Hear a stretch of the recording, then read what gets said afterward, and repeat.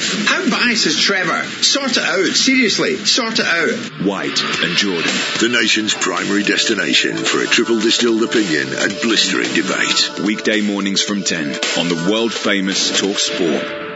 Times Radio. I'm Mariella Frostrup. Join me as I talk to renowned guests about the worlds of culture, lifestyle and entertainment, including Sir Michael Palin. Python's always been, I think, a nice mix. It's about human behaviour and what we do and how we sort of mess ourselves up. And Werner Herzog. When you look at family romance, it's a deeply humanistic film. It is a very essential of my films. From auteurs to icons, artists to activists, join me, Mariella Frostrup, for the radio show dedicated to exploring the ideas that shape our times. Mariella Frostrup. Monday to Thursday afternoons from 1 on Times Radio. Stories of our times from the Times and the Sunday Times. One agenda-setting story told in depth by experts. I'm Manveen Rana. I'm David Aronovich. Go beyond the headlines with original quality journalism and exclusive interviews. What happens in the next year may define this country for the next 40 years. We take you to the heart of the stories that matter. With exclusive access and reporting, you'll hear from the best and most informed journalists from the UK's most trusted newspaper. It's published for the start of your day, and you can listen for free on the Times Radio app or wherever you get your podcasts. Just search The Stories of Our Times. John Pienaar at Drive, Monday to Thursday afternoon from 4 on Times Radio. We're going to be talking about the news. We're going to be discussing it and explaining it. Join John Pienaar for the Drive Time show dedicated to the news that matters and the views that need to be heard. I'm going to give people the time and space to tell us what they think. And I'm not going to tell you what to think. I'm going to help you make up your mind. Trusted news, insight and opinion that speaks for itself. John Pienaar at Drive. 4 to 7, Monday to Thursday. On Times Radio. Hey, I'm Brian Dunseth from SiriusXM-FC. Every Monday, join Tom Rennie and me as we go all around the soccer world on our podcast, Week in the Tackle. Enter our private circle. From the significant... There is a lot of reason to think they're going to win this tournament. To the absurd. This little car comes on, like... We cover the soccer stories we find interesting on Week in the Tackle. Available for free on Stitcher or your favorite podcast platform.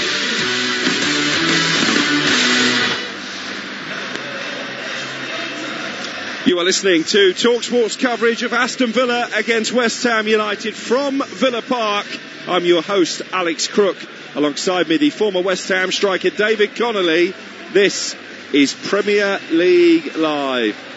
And a claret and blue derby with big pressure on both managers. Just the one win so far this season for Steven Gerrard and Aston Villa, who has lost 14 of his 30 Premier League games in charge, compared to just 11 defeats in 118 as he carved his name at Glasgow Rangers in Scotland. No points, no goals for West Ham, the only team in the top 4 divisions in English football yet to find the net. And it has prompted a change up front from Messa Moyes as Gianluca Scamacca makes his full Premier League debut, with Michael Antonio dropping to the bench. Emerson is also preferred to Vladimir Sofal. For Aston Villa, Matty Cash replaces Ashley Young. That's the only change from a very strong Aston Villa 11 that beat Bolton in the Cup in midweek. Martinez, the goalkeeper. Cash, Chambers, Konsa and Dean in defence. Douglas Luiz, Kamara and Coutinho in midfield, with McGinn in behind Watkins and Ings up front. West Ham have Fabianski in goal, Keira, Zuma and Cresswell in defence. Johnson and Emerson the wing-back. Soucek and Rice deep in midfield. Bowen and Fornals either side of Scamacca up front. Is that the key battle, David Conley? Scamacca against a makeshift Aston Villa centre-back pair in Chambers and Konsa? Well, it's something that, Chambers and Konsa won't have ever come up against Scamacca before, so I guess it's venturing into the unknown, but he is really big. He's very good with the ball at his feet as well, and whether they can deal with him, we'll have to wait and see, but he is going to be a big job for them today, that's for sure. Yeah, a big job for Aston Villa as they look to kickstart a season that they hoped would lead to at least European contention. West Ham themselves have finished in the top 7 in each of the last 2 campaigns. It is very early days, David, but the loser of this match is already going to be facing intense scrutiny. Well, they will, but I mean, it's very early days. A couple of games in, I don't think you can read too much into that. Well, we are off and underway. Aston Villa in their claret and blue jerseys, white shorts and sky blue socks, shooting from left to right. West Ham all in black this afternoon. And they are attacking the goal away to our left. Carnival atmosphere inside Villa Park. They're underway at Molineux as well. Wolves against Newcastle. And it's a throw in for Aston Villa, or for West Ham rather, down their right hand side. Taken by Thilo Kehrer, the summer signing from PSG. West Ham fans in good voice in the opening exchanges in this one. Luca Dean plays it up to the halfway line for Villa. Here is Rice. And now Cresswell inside the centre circle. They've got Emerson making his first appearance in a West Ham shirt following a £15 million move in the week from Chelsea down the left-hand side. Goes back into the West Ham half away to our right. The visitors stroking the ball around confidently enough for a team who've yet to score this season. And they have a throw just inside Villa territory with Ben Johnson over on the right-hand side of that defensive five for West Ham. Douglas Luiz wins it back for Villa, finds Danny Ings inside the centre circle, but quickly dispossessed by Cresswell.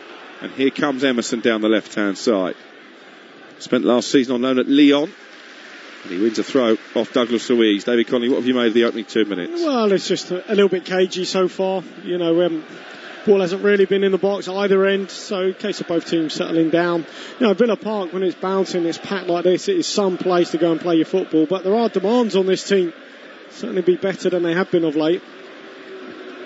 Certainly West Ham looking to start the game on the front foot. Zuma's given it away though, and then it's a poor pass out to the left, I think by Coutinho. Johnson there ahead of John McGinn, the Villa captain. Well, that's where he's got to do better, Philip Coutinho, in situations like that. Retaining the ball, playing forward with a purpose. I mean, they almost change their shape, not to just accommodate him, but one of those ball players in behind the strikers. So much revolves around him being really good on the ball and unlocking defences. It's a blind pass really from Coutinho. Was left out of the trip to Crystal Palace. Disappointed away from home against Bournemouth on the opening day. He's one of those players. Is he just a home player? And then he's got to put in really big performances. Kurt Zouma controlling the ball on the chest, much to the delight of the West Ham fans. Plays it back to the goalkeeper Fabianski, who goes long upfield looking for Scamacca. Header won by Callum Chambers, and he plays it forward into West Ham territory where Coutinho now can get in possession. Plays the ball back into the centre circle, and Douglas Luiz. 4 minutes gone, still 0-0 here at Villa Park on this busy Sunday. 0-0 at Molineux as well. Wolves against Newcastle, and coming up later Nottingham Forest against Tottenham at what will surely be a raucous City ground. Rounding off game week 4. West Ham have twice lost their first 4 games in a Premier League season. 2010-11 they were relegated. 19-20 they finished 10th, so not necessarily terminal, but David Moyes will want that first win as quickly as possible. Just a goal would be nice for those travelling Hammers supporters. David Moyes already in the West Ham t-shirt, up on the edge of his technical area. Steven Gerrard to his left. Of course, Gerrard would have come up against David Moyes as a player in many a Merseyside derby.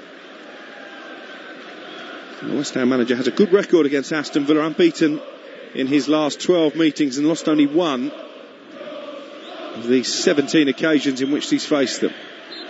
Well, as well, the challenge will be, they look like they've managed to retain the services of Declan Rice, but previously he would talk, David Moyes, about being able to keep up with the aspirations of Declan. Well, I think he wants to do more than just chase shadows as he did against Manchester City, but certainly they'll need him, and if they want to keep him, they'll have to make sure they progress up this league.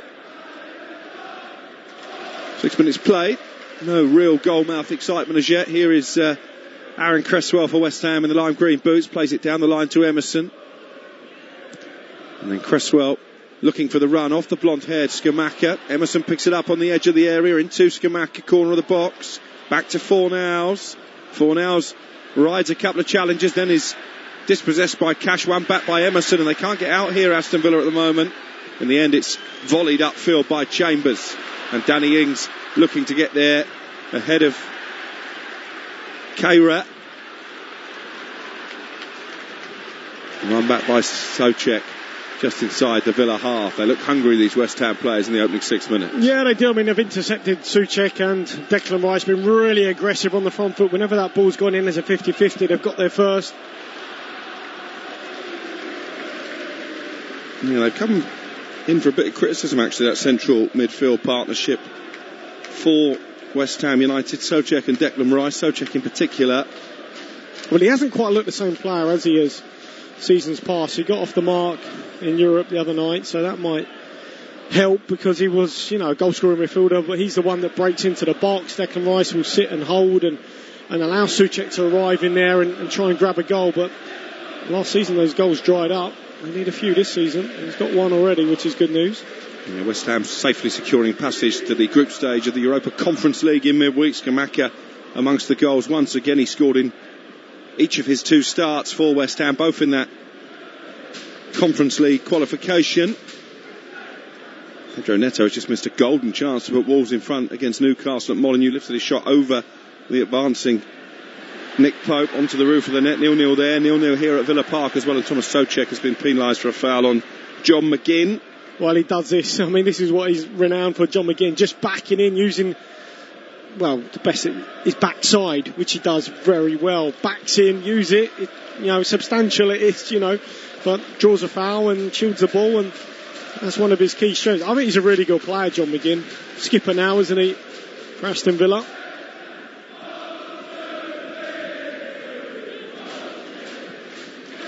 Seven and a half gone.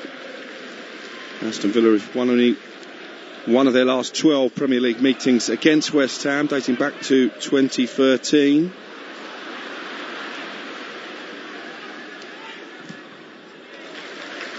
And they did win their first home game of the season here against Everton by 2-1.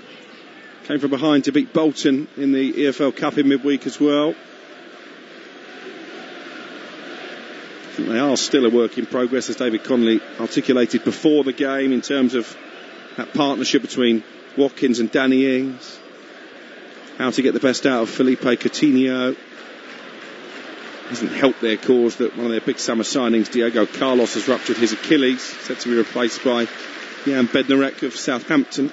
Well, first time we've seen Jared Bowen on the ball, who was brilliant last season. Terrific ball carrier. Looks like he's playing down through the middle with Skamaka, which takes him away from being out wide, but maybe then he's more of a goal threat. Maybe they need some goals, so playing him centrally might help. Certainly help him get him on the ball more. Soucek wrestling down by the corner flag with McGinn. Ball's out for an Aston Villa throw. 0-0 with 9 played.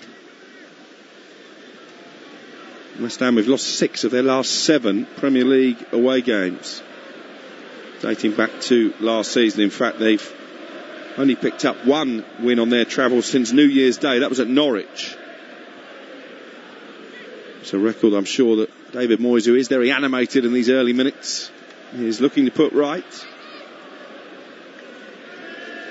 Certainly won't be buckling under this early season pressure. So experienced, David Moyes, in fact 4th on the list of most matches taken charge of in the Premier League. I don't know what he thinks about Stuart Pearce leaving, which is a bit strange, wasn't it? Maybe key member of staff, but I'm sure they'll be fine anyway. He's obviously got Kevin Nolan and others. Here's Jarrod Bowen for West Ham, carrying the ball over to the left-hand side. He was being fouled by Douglas Luiz, but good advantage played by referee David Coots. Forward it goes to Emerson, who sprints and keeps the ball in play, crosses into the air. It's a terrible ball from Emerson, straight into the arms of Emi Martinez. Yeah, what a waste. Well, they worked it pretty well, West Ham, and countered quickly, which they can do now. In previous seasons, maybe they didn't quite have enough pace to play on the counter. And have they solved the issue of no number 10? I don't think so. Lingard came in, did brilliantly, and I think he would have suited them down to the ground. I think missing out on him is a bit of a blow, really, because he got goals, created goals, and he can play on the counter quickly. I'm not too sure they have that number 10. I don't know, Lanzini, Benrahma, I'm not sure. Danny Ings with a cross for Aston Villa over the head of Watkins, and Fabianski a bit reluctant to come and claim it. In the end, it's knocked back to him by Emerson. Then Fabianski chips it forward left-footed. Not enough in the box there for Aston Villa. Now, Ings crossed one striker, and the other striker, Watkins, was in there, but nobody else.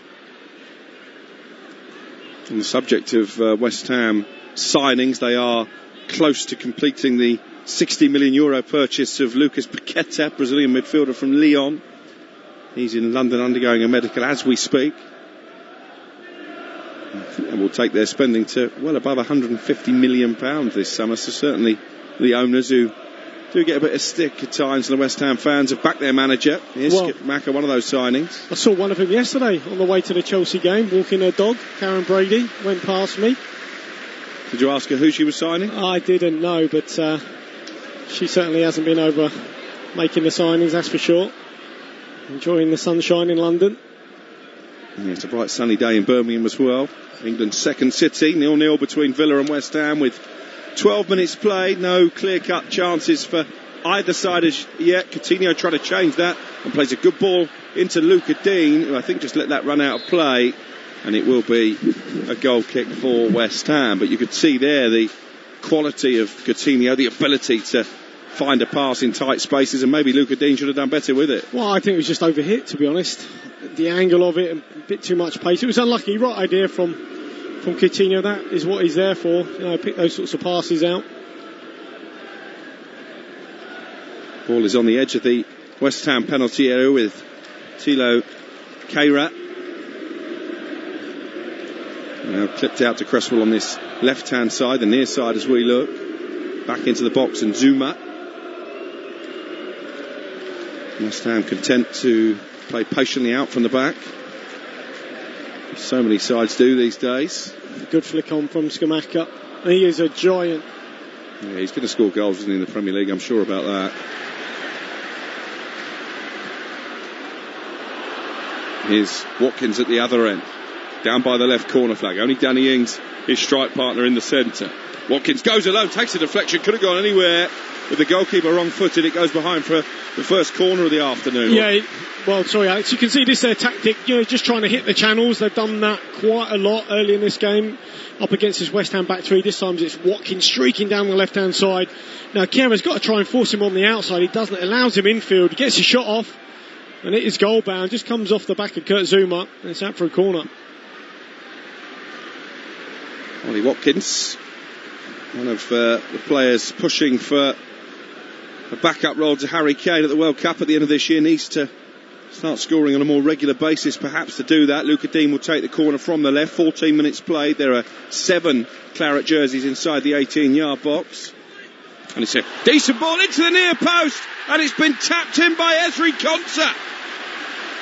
West Ham all at sea at the back, and Ezri Konsa thinks he scored, but I think the flag has gone up on this near side, and the celebrations are cut short, and West Ham's back line will be relieved. It was a really wicked delivery from Luca Dean. Ball went out, and the ball went out to play before coming back in. That's a great spot from the assistant. Coutinho headed against the post, Konsa quickest to react, but the ball had gone out of play before coming back in, and the goal will be chalked off. Well, they're going to look at this, or they have looked at it, but I mean, what a delivery. That was so close, because real pace on it, as you'd expect from Dean. Fizzed across the area, and it just bent ever so slightly out of play and then back in. It was a shame for Aston Villa, because it was a really well worked set piece. But for West Ham, David, I don't think David Moyes will be too enamoured with the defending. I don't think certainly the players didn't expect that sort of delivery from Luca Dean, but they will from now on. And Fornell's not taking the opportunity to release Scamacca down the centre, cleared upfield by Emi Martinez, all in orange, still 0-0 here, same scoreline at Molineux. Wolves against Newcastle. I don't know what your set pieces were like at your game, but Chelsea-Leicester, they're really disappointing. The balls in the box, especially from corners. That one was just exceptional. Just bent ever so slightly off the pitch, which was unlucky. Do you know what? Arsenal's were dreadful, actually. Martinelli, right up until the 85th minute when he played that ball in. Leno got caught underneath and Gabriel scored the winner. If at first you don't succeed, try and try again. Douglas Luiz is asking for a yellow card here, waving that imaginary card for a foul by Declan Rice to just haul back the Brazilian on the halfway line. There's strong play there from Declan, but I think he's got to be careful. When you're a midfielder, we saw this with Conor Gallagher yesterday for Chelsea, pick up an early booking, you do run that proverbial tightrope for the rest of the game, and obviously Gallagher picked up a second yellow. Declan Rice just got to be careful, as you always have to be. You've got to be competitive there, but you've also got to make sure you don't make any obvious fouls and pick up needless yellows. West Ham have won each of their last 2 visits to Villa Park, not won 3 in a row since way back in 1967, when they had the likes of the great Bobby Moore in their ranks.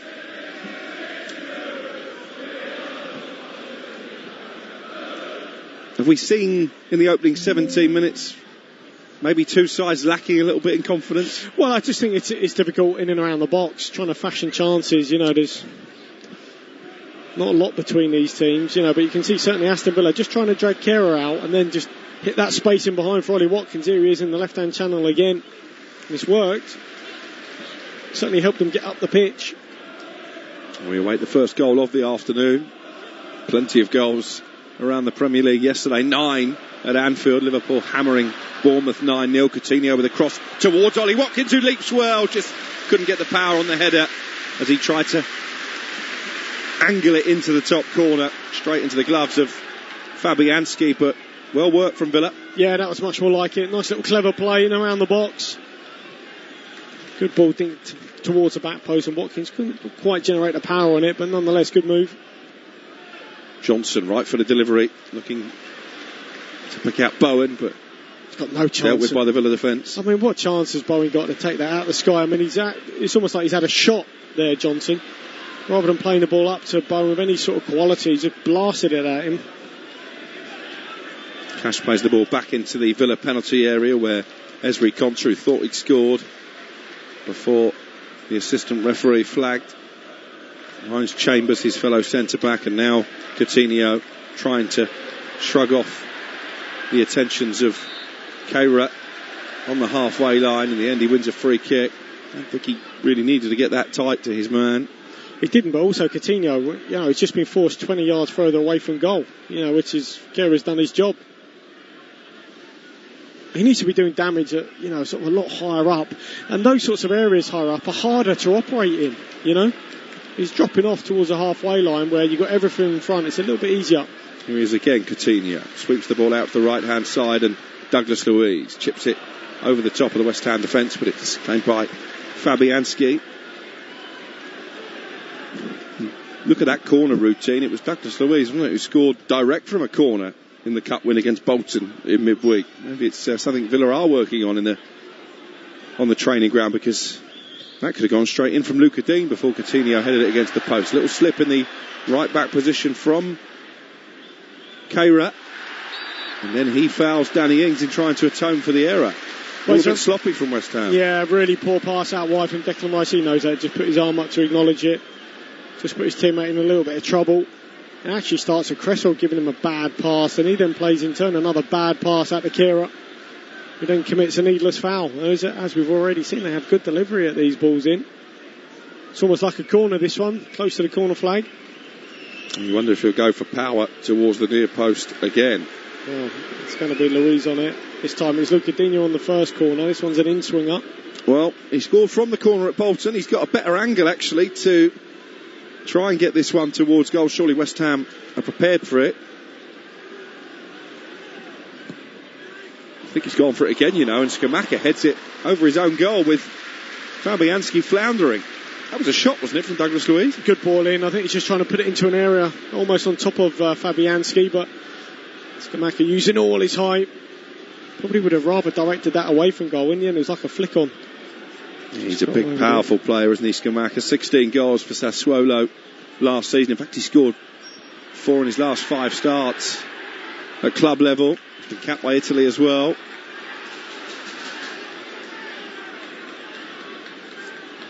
Matty Cash, as the corner was cleared away, tries to recycle it from the halfway line. Diagonal ball out to Luca Dean on the left, cleared by Kehrer. He's won another one. He's out-jumped Johnson twice there, Luca Dean, and certainly Johnson has got the height advantage on him. Coutinho into Danny Ings, who's made a good run, tries to cut it back for Watkins. Zuma in the right place to clear. Good passage of play this though from Aston Villa. Sustained pressure on the West Ham defence, then a bit of a miscued header by Konsa. Forces John McGinn to drop deep into his own half and play the ball back to Martinez, the goalkeeper. Well, it's just a waste there because they worked it, as you say, good area. Danny Ings trying to pick out his strike partner, Ollie Watkins in the box, just sort of miscued the cross in. It's a shame. I think West Ham have got a problem here because Kehrer is down. In fact, it's Ben Johnson who's down over on the right-hand side. Just getting back to his feet now. We'll keep an eye on that. Aston Villa, meanwhile, continuing to try and pile on the pressure. 22 minutes gone, 0-0. A little scoop over the top from Coutinho. Look at Danny Ings, who salutes the effort.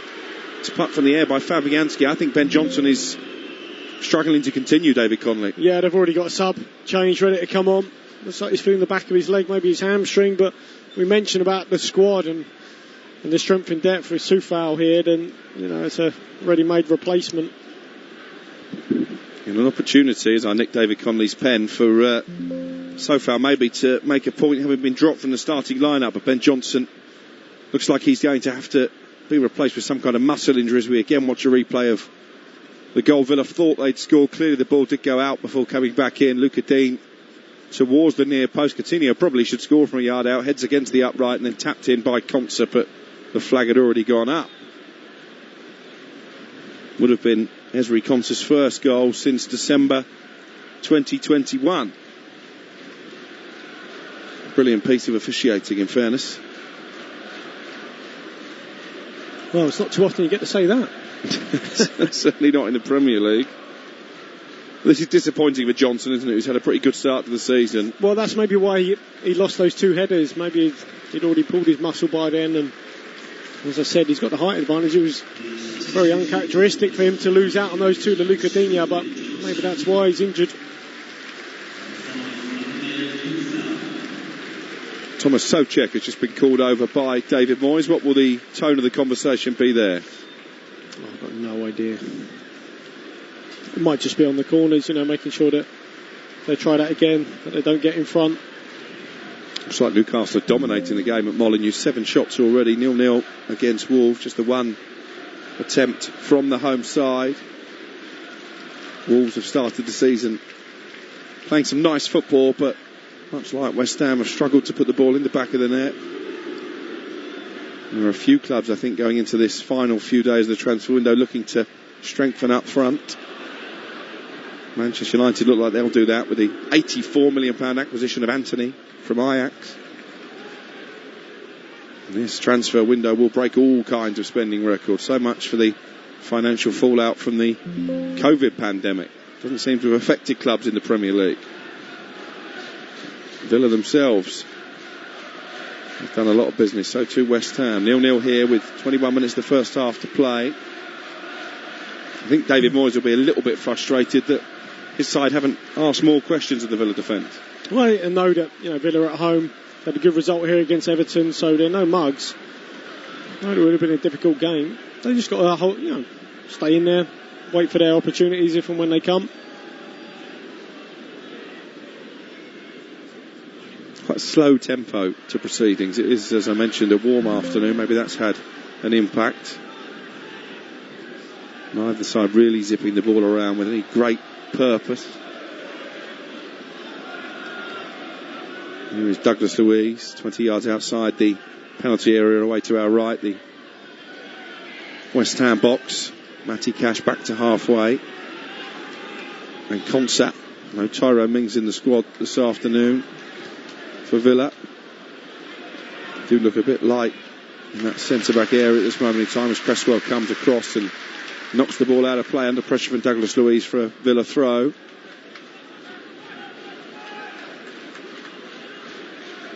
Bit of a lull around the stadium as well. I think these fans need something to get excited about, as much as us in the commentary box. Matty Cash fouled by Fornals. So a free kick in a dangerous position just to the right at the penalty area. Chance again to load up the box for Aston Villa. Well, it's just a bit clumsy here from Fornals. Not really a challenge he needed to make, was it? No, certainly not. I mean, wide area, we've already seen they've got really good delivery, so you're going to have to be careful. The only thing is, West Ham are pretty big, so the likes of Scamacca and Zuma in there, they've got good cover and aerially, but... Felipe Coutinho to deliver the free kick, right-footed towards the near post, headed away by Keira. And then chip forward from the left-back position by Emerson. In the end, it's Sofal who goes long upfield, and Matty Cash with time to let the ball bounce. And plays it back to the orange-shirted Emi Martinez, the Argentine international.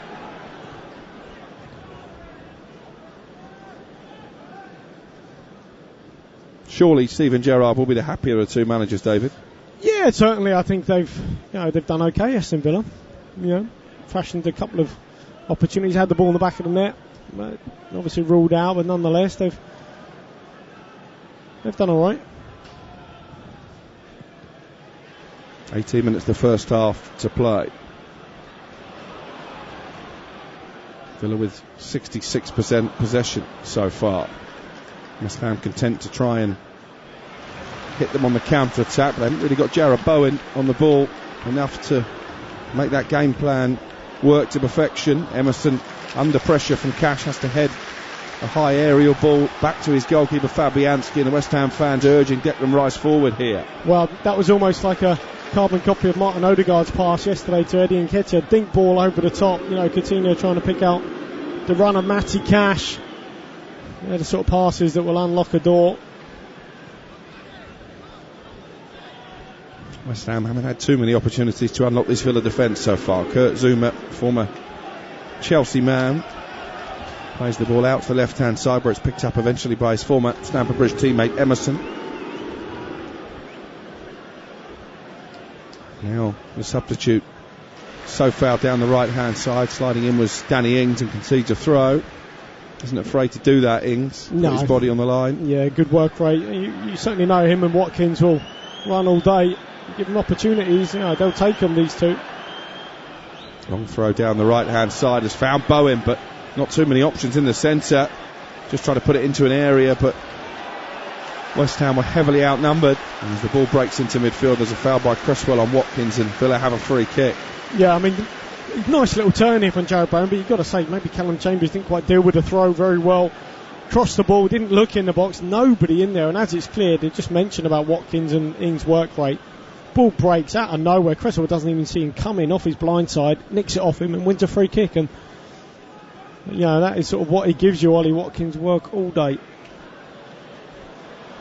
Here is Ings, left corner of the penalty area for Aston Villa, looks up, decides not to cross, and instead plays the ball out to the left, and Luca Dean. Ings has made the overlapping run. Dean does deliver the ball into the centre, headed clear by Zuma.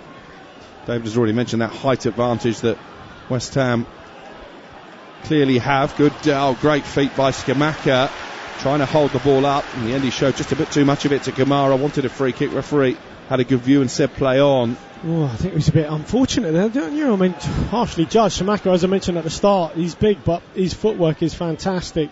Great bit of skill there. He was just in the end crowded out. Too many players, but it could have easily been a foul.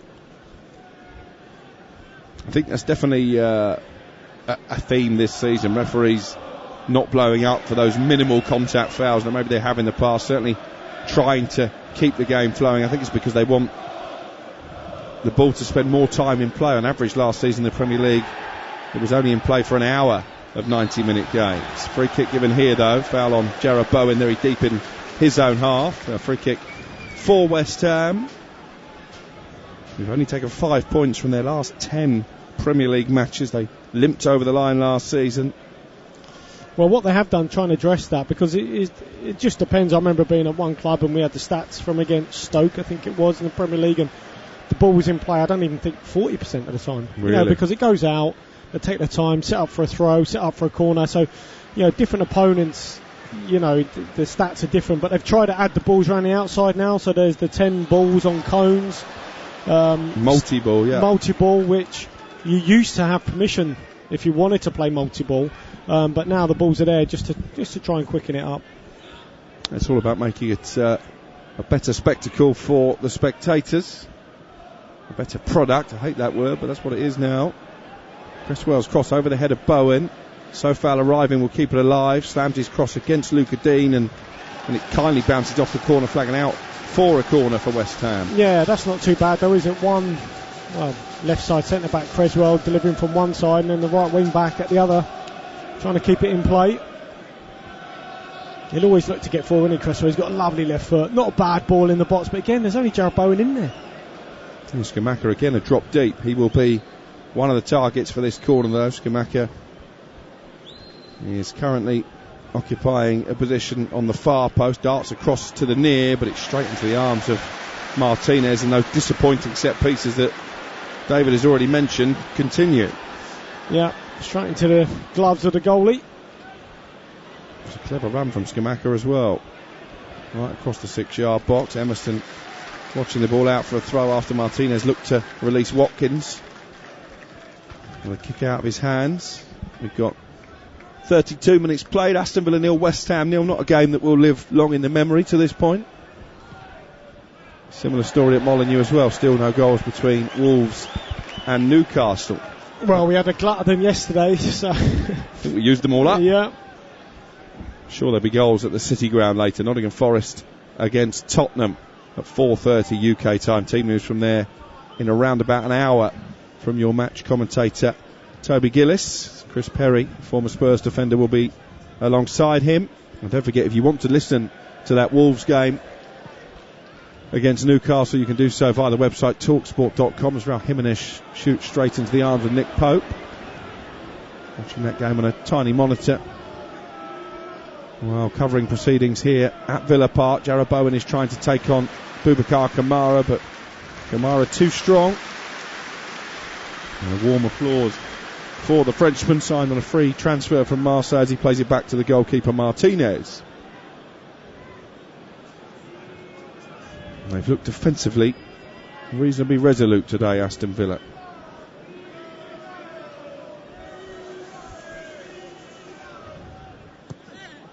Without creating too many opportunities at the other end. Philippe Coutinho has just strayed into an offside position, so West Ham have a free kick.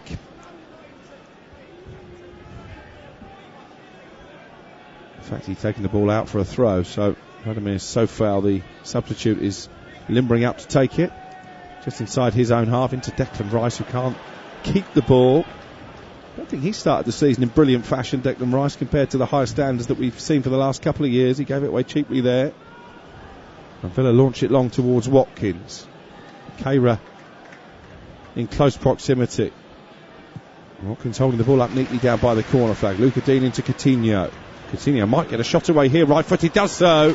Straight into the arms of Fabianski from 25 yards. Yeah, I mean, this would be his stock trade, this sort of strike. Coutinho, left-hand side of the box, from distance, cutting in onto his right foot. Fairly comfortable, straight into the gloves of the goalie, but by his standards, I mean, well, his previous high standards, he'd be bending that towards the top corner.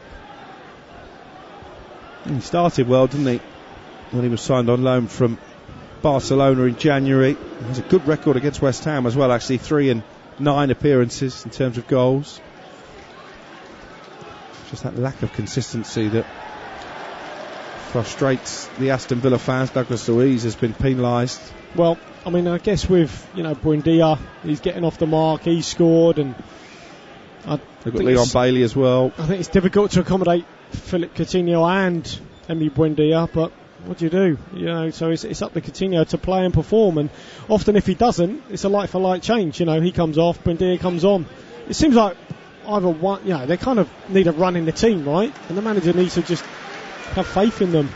That's why I didn't really understand why they were looking at Ismail Assar at Watford a week or so ago. They seem to have a lot of options. Have they got similar width, players? Though? They don't have, I don't think, like wingers. They don't have any sort of natural wingers. Buendia's a sort of 10, Coutinho's a 10. They don't have any wide men. Well, Assar is a wide man. Again, it would mean a change of playing style, and that criticism that maybe Steven Gerrard doesn't have a clear identity, a clear vision as to what he wants from this team. Well, he's played sort of, he's tried to change, isn't he? 4-3-3 and 4 diamond 2. He's flitted between them both. Watkins can play wide, can't he? If you've got another winger in, maybe. Jarrod Bowen goes down in the penalty area, but he's been halted for a foul on Kamara. Haven't got the ball into Scamacca and Bowen anywhere near enough, West Ham, in this first half, have they? No, they've sort of fed on scraps, really. When they have got it, they've done all right with it, but just haven't had it enough.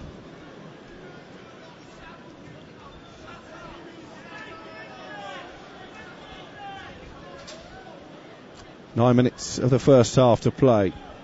Under bright blue skies in Birmingham, still 0-0. Here is Douglas Luiz, edge of the 6-yard box, playing the ball back for Chambers.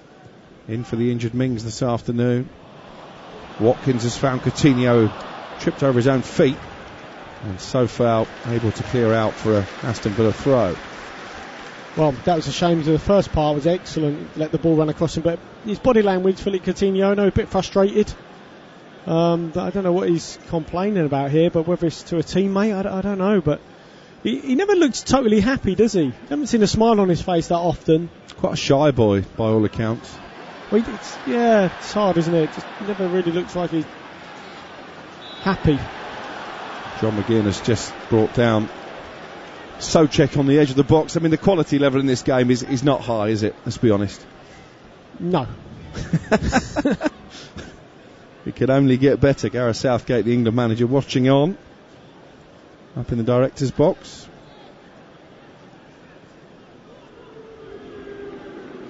He will be keeping an eye on Declan Rice amongst others ahead of the World Cup, which will soon be here in November in Qatar.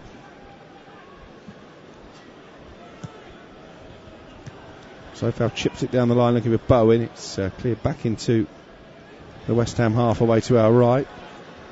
In the end, smuggled over the line by McGinn for a throw. Stephen Gerrard, arms folded, watching on from the edge of his technical area.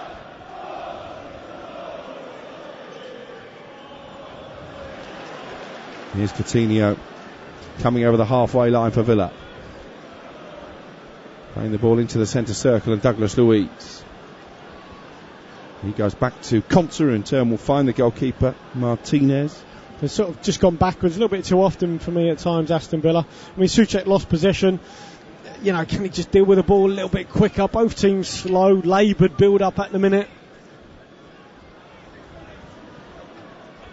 There has been a goal at Molineux. We'll get commentary from James Fielden shortly. Wolves taking on Newcastle. First goal of the afternoon. Kurt Zouma clearing the ball upfield for West Ham. Bowen dispossessing Kamara. West Ham travelling fans urging their side to show a bit more urgency, a bit more positivity maybe in their play. Souček out to the right and Kehrer. It's a brilliant strike in that Wolves game.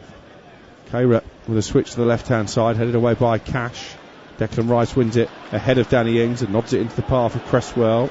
Almost a coming together between him and Zouma, but Cresswell sensibly plays it back to Fabianski, the keeper.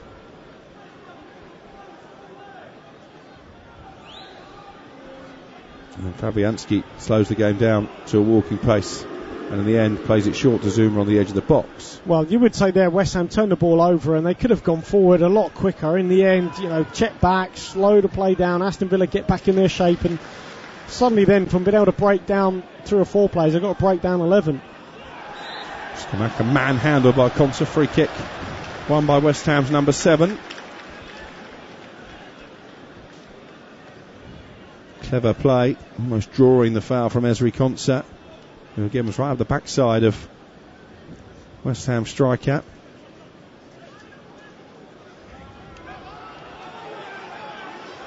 Five minutes the first half to play. Short free kick taken by Declan Rice, and he pads the ball into the feet of Fornals on the halfway line. Zouma forward to Souček.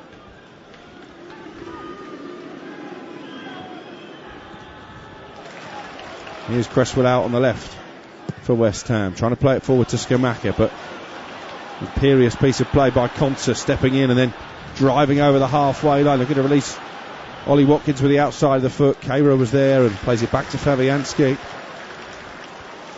He finds Sofal. Maybe this game beginning to open up towards the end of the first half.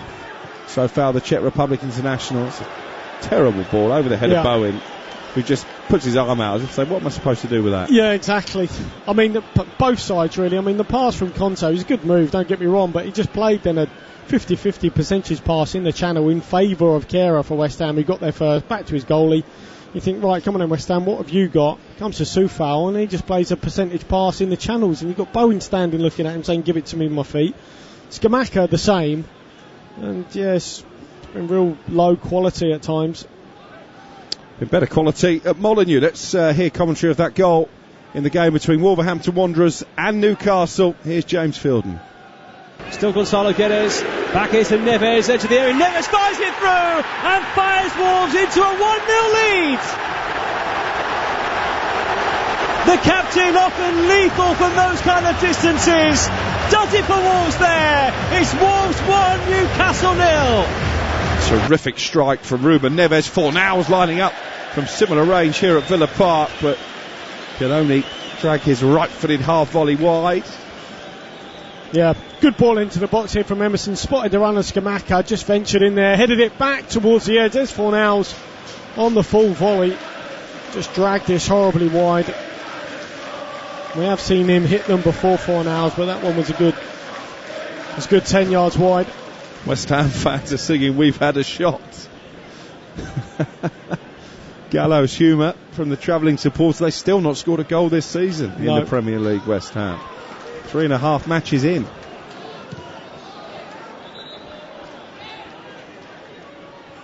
And that really sums up the first half as far as the East Londoners are concerned.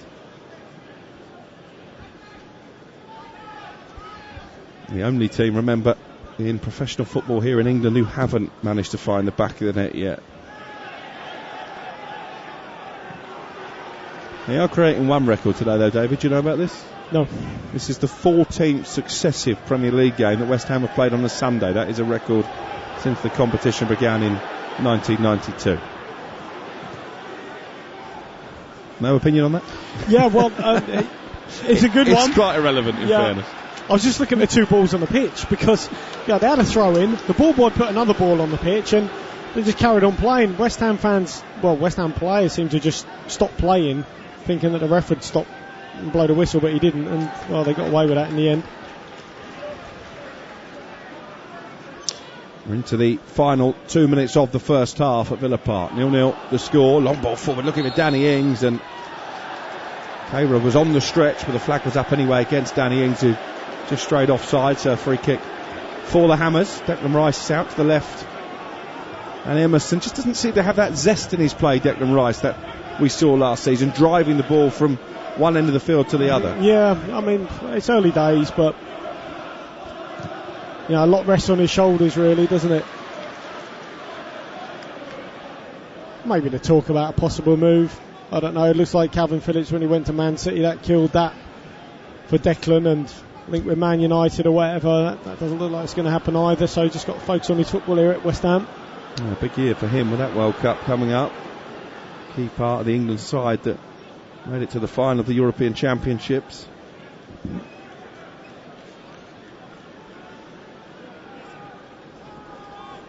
Aston Villa dictating possessions. They have much of this first half, but they've been forced back into their own territory. Chambers forward to Kamara.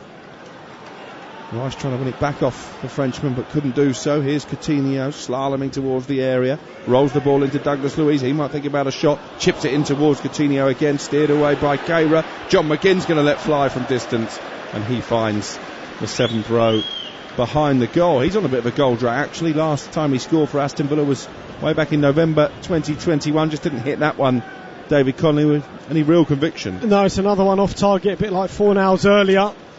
This time McGinn, his first touch is a little bit under his feet. I think he's trying to get it onto his left, but the first touch with his right was slightly under him. Had to really shift his body around. Did get it onto his left in the end, but it's a poor effort. We are about to see how many added minutes there will be. Just the one added minute probably sums up the lack of quality on display in this first half. No real stoppages. Well, let's hope there's 1 minute's worth of highlights. Maybe not. Yeah, I think our producer will have been working overtime on that. Emerson has played a wayward pass straight to Chambers. He in turn has given it to Fornals, and Fornals looking for Skamaka. Sliding in was Ezri Konsa, who's had an excellent game actually. Oh, I shouldn't have been allowed to cut that out, should he, Alex? Really poor pass from Fornals. Skamaka just wanted to pass in front of him. Go back to Gundogan yesterday. Releases Haaland. He doesn't have to wait for the ball. There's no chance a defender can sort of make an interception like that. It's just a pass from Fornals allowed that to happen, and it's poor there from Fornals. Ball out to the right for Aston Villa, and Douglas Luiz, last attack of this first half. Douglas Luiz trying to chip the ball forward to Cash, cleared away by Fornals, and there goes the half-time whistle. Well, we've had some brilliant games in the Premier League this weekend. This so far has not been one of them. Very few clear-cut opportunities. Villa thought they'd open the scoring early on when Ezri Konsa tapped in from a corner, but the eagle-eyed assistant referee correctly spotted that Luca Dean's cross had gone out of play before coming back in. That is about it in terms of talking points. West Ham still haven't scored a Premier League goal this season. They haven't seriously tested Emi Martinez in the Villa goal either. Half-time here, it is Aston Villa 0, West Ham 0. You are listening to Premier League Live. Previously on White and Jordan. Well, we didn't budget for this money. Surely we want to give it to our lesser cousins. Yes, and the moon's made of cheese, right? Clash of the Simon.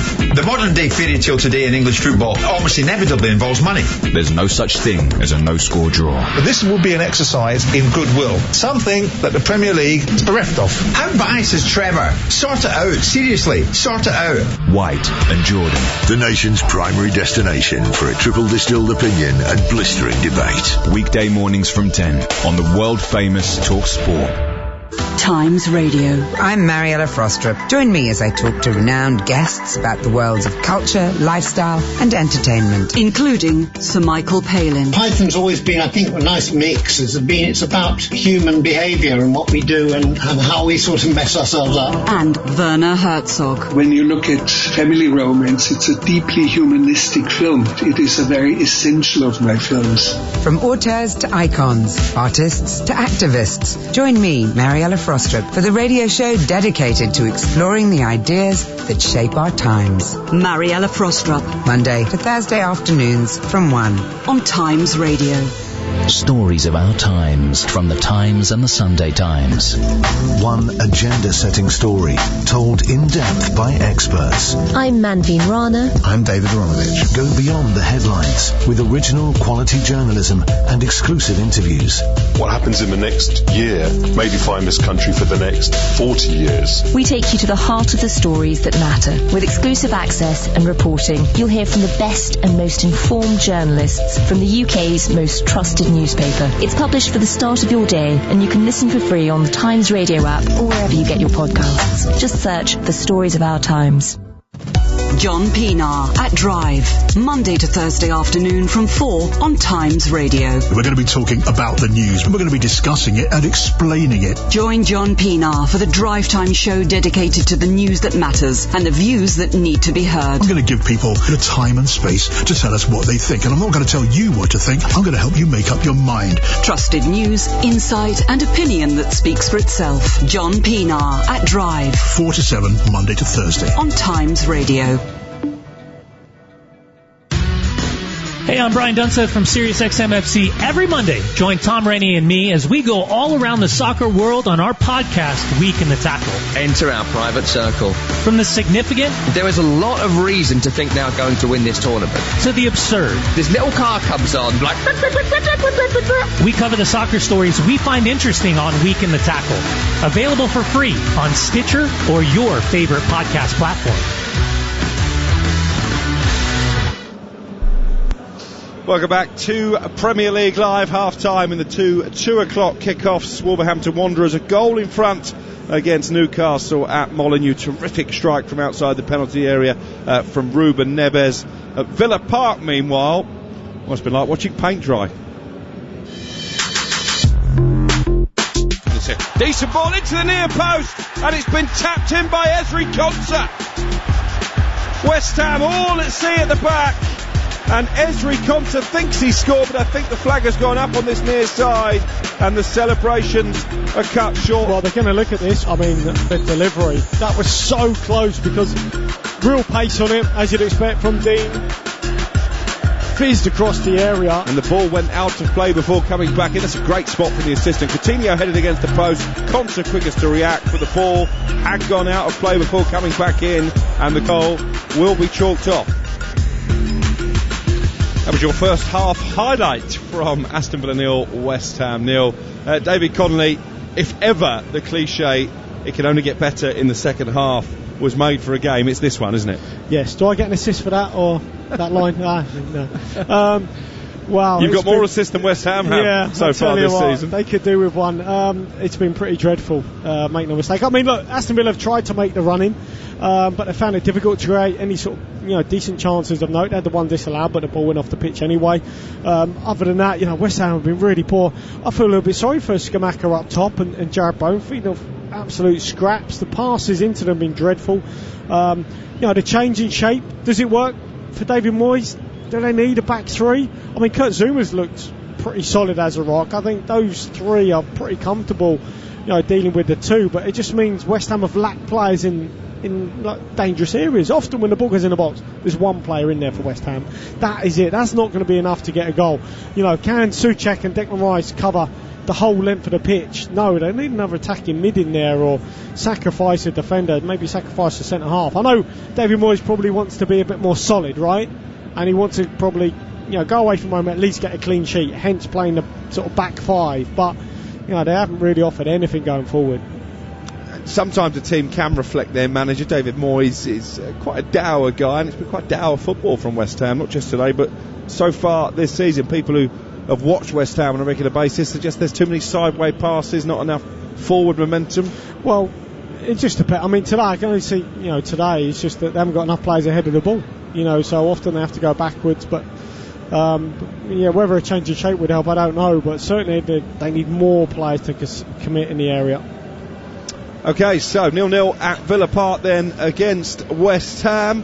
There has been a goal, as we told you, in the Wolves-Newcastle game. Terrific strike as well from Ruben Neves. No Bruno Guimaraes for Newcastle. No Callum Wilson. Alexander Isak didn't get his work permit in time to play either, so maybe an opportunity for Wolves to pick up all 3 points. Coming up later, we've got Nottingham Forest against Tottenham. Tottenham, who've started the season in fine form. Forest, who beat West Ham in their only previous home game this season.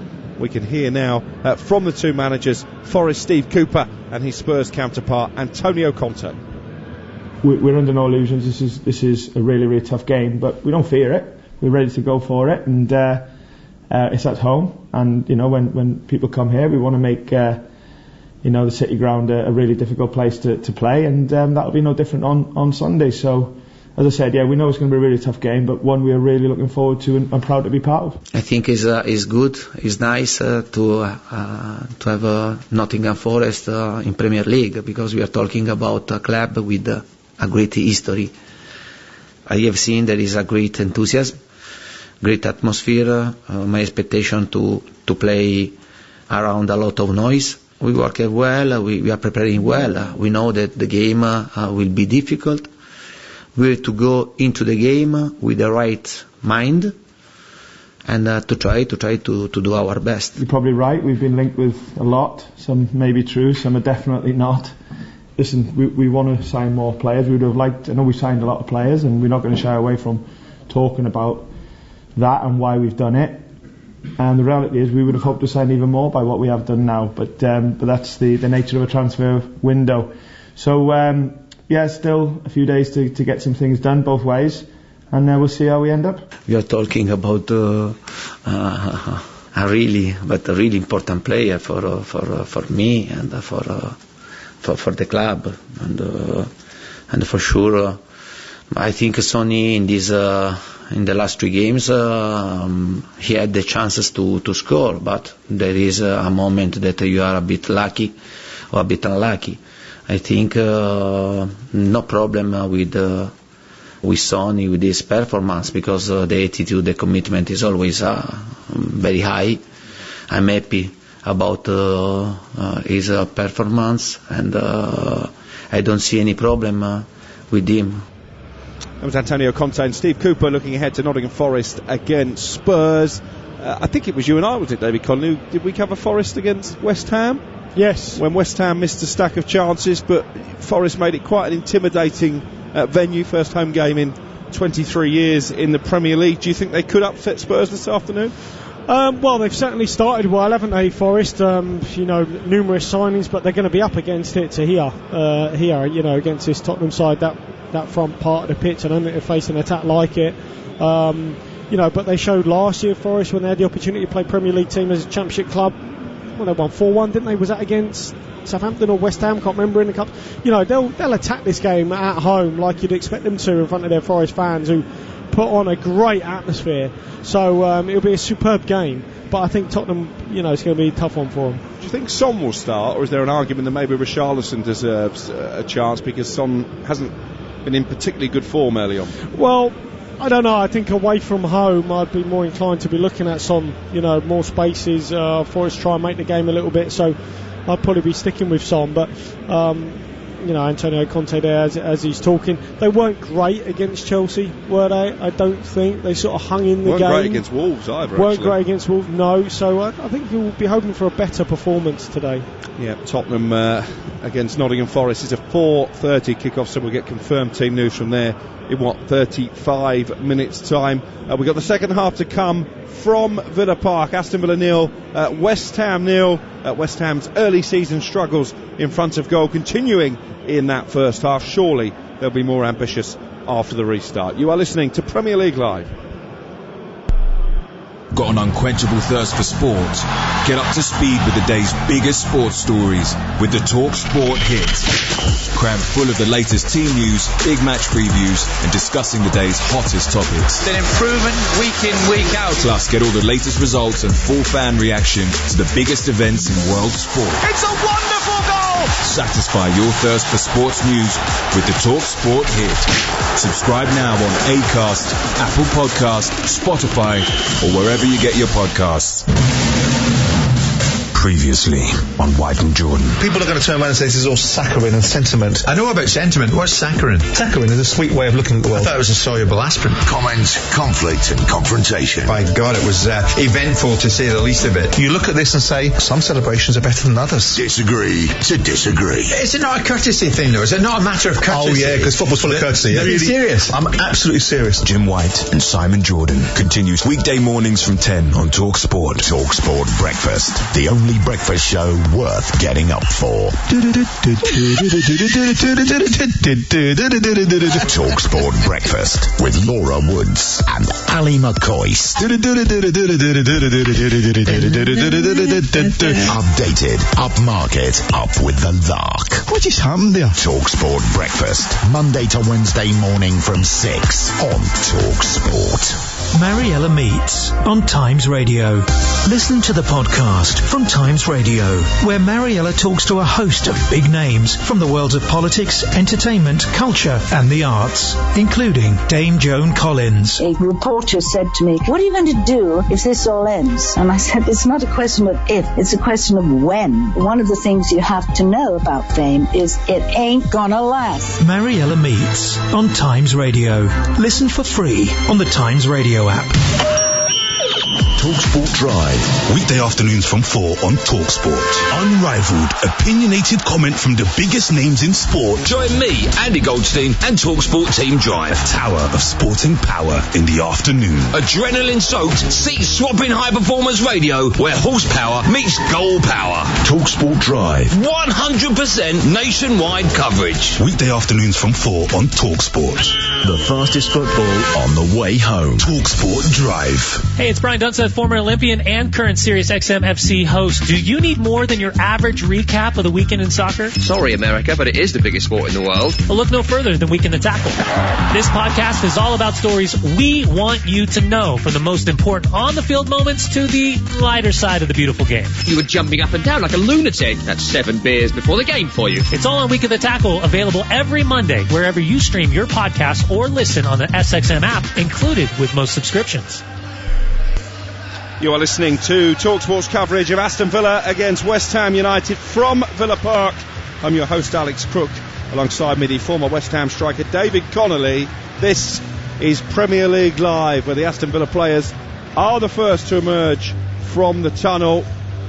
I guess if you're Steven Gerrard, David Connolly, you would maybe just want a bit more ambition at the top end of the pitch, because possession-wise, they've dominated.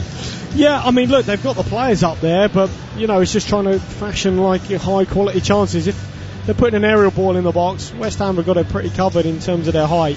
Look, Aston Villa are out early. You know, maybe that Steven Gerrard set them out. It looks like there might be a change or two. I can see the fourth official with his, it might be for West Ham. You know, because certainly they got to do better as well. And I mentioned the shape. Rama is coming on. Yeah, whether the shape, it might change that as well. But they've got too many players behind the ball. They need more options ahead of the ball. So Benrahma coming on makes sense. Well, we get confirmation as to which player he is replacing. I'd imagine it may well be a straight swap for Pablo Fornals, who wasn't really able to make much of an impact. David Moyes is just making his way back to the technical area, having administered his half-time words of wisdom. West Ham have finished in the top 7 in each of the last 2 campaigns. Yet really to get going this season or this afternoon. Been a largely tepid display from them. And the change is for Emerson. So the Brazilian hooked off at half-time on might his be a change full in shape. debut. Could be a change in shape, that, because Creswell can go to left-back, as I said. We'll have to wait and see, look, but you know, I don't think that back four really looked particularly good, but we'll have to wait and see. Say Benrahma replacing Emerson. And we are back underway in the sunshine. West Ham all in black, shooting from left to right. It does look like a flat back four for them now. Villa with their claret and blue jerseys, white shorts and blue socks, shooting from right to left. The Villa lineup unchanged. Martinez in goal, Cash, Chambers, Konsa and Dean, Douglas Luiz, Kamara and Coutinho in midfield, with John McGinn up in support of Watkins and Ings. West Ham now with Fabianski in goal, a flat back four of Souček, Keira, Zuma and Cresswell. Souček and Rice will still, I think, sit deepest in midfield, and then a 3 in behind Scamacca of Bowen, Fornals and Benrahma. And here is Benrahma down the right hand side, looking to add some thrust to this powder puff West Ham attack. The low cross is cleared away. Declan Rice recycles back out to the left hand side, and then the cross from Sofal is blocked behind for a corner inside the first minute of the second half. That's a bit better, isn't it, from West Ham? But it all starts with a really poor pass from Aston Villa, playing the ball out wide off the pitch. West Ham get a throw it down the line. You know, Sofal gets to the ball, and not a good ball cleared, but you know, they keep it alive, keep the pressure alive. Starts from a slow start from Aston Villa. On the corner, whipped towards the far post, but again it's a poor ball hanging in the air. A comfortable claim from Martinez. Clubs spend so much time, David Connolly, working on set pieces. Most of them have set piece coaches now designated to try and maximise those situations. It's not happened today. No, I mean, look, you can make all the runs you want, talk about, you know, whether you're going to try something elaborate. If you can't get the delivery right, you've got no chance. Here is Callum Chambers, raking ball forward towards Danny Ings. Bounces tamely out of play for a throw that Sofal will take. He's just being pushed back a few yards by the referee, David Coote. Aston Villa have won 3 of their last 14 in the Premier League. And a poor end to the season, ended up in 14th place. VAR check for a possible red card going on in the Wolverhampton Wanderers Newcastle game. I'll let you know how that develops shortly. Well, they've only had 3 wins in 14. Yeah. You know, since March, not a lot. And as you say, last season the form was really bad towards the end. So and the owners have invested heavily as well. Here's Ollie Watkins finding Ings inside the penalty area. The pass forces Ings wide. Just takes a bit of momentum out of the attack. Ings into Coutinho, who takes over 15 yards outside the penalty area. Looks like Fabian Schär, the Newcastle defender, has escaped with only a yellow card following that VAR check. In comes the cross from the Villa left, headed clear. Picked up on the touchline by McGinn. And McGinn with a dangerous looking delivery, which is headed clear from the edge of the 6-yard box by Kurt Zouma. He's got his head in everything, hasn't he, Kurt Zouma, today? Right place at the right time. Yeah, defended well. The former Champions League winner with Chelsea. Luca Dean with a cross, and there's Zouma again, right on cue. Well, Danny Ings, though, is pointing down to his feet as if to say to Digne, you know, that sort of, as I said in the first half, you know, that sort of aerial ball in the box is going to be really easily covered by West Ham. You need to get lower deliveries in.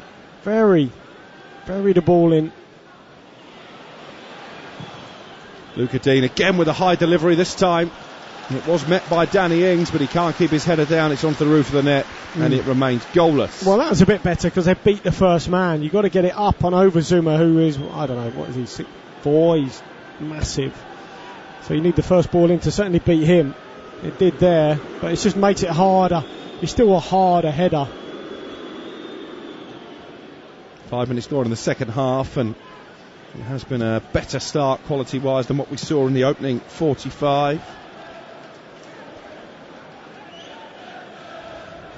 Couldn't have got much worse, in all honesty. Throw in here for West Ham towards the halfway line on the right, which will be taken by Sofal. Ben Johnson looks like he's got some strapping on his hamstring. Sat on the bench having been forced off in the first half. So West Ham have made 2 of their 5 allocated changes. Of course, you can only make those at 3 intervals, so they would have to make multiple changes together if they were to fully utilise that bench in the second period. Not many teams actually do make the 5 subs. Here is Bowen dropping deep. Hasn't really been able to make an imprint this afternoon in front of Gareth Southgate. Skamaka has been shoved to the floor by Chambers. Wants a free kick. Well, he wanted to pass there as well a little bit earlier. I mean, he certainly has, you know, I've been looking at him as putting demands on his teammates. He knows he needs better service. That ball, again, fired into him.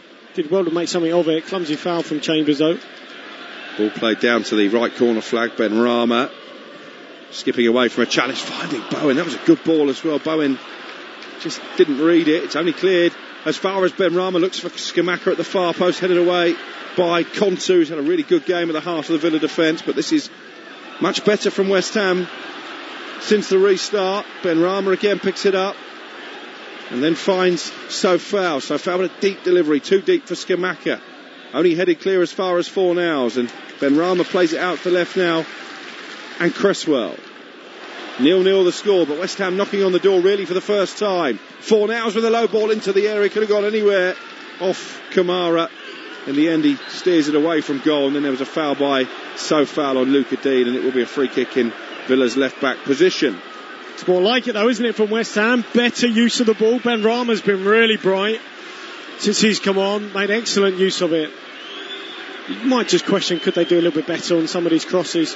You know, Sofal's put one ball, you know, sort of cut back to nobody, another one towards the far post over here. That one in there from Fornals is not the best either. Just a little bit of composure when they get into those areas, just to find somebody.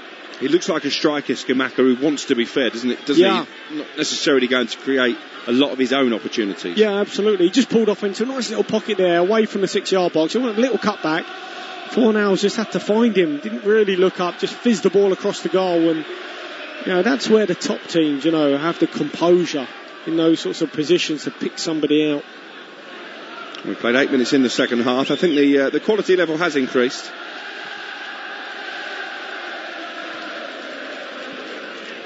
And credit to David Moyes for making that change. It has seen West Ham play more on the front foot this half. Villa Park packed to the rafters.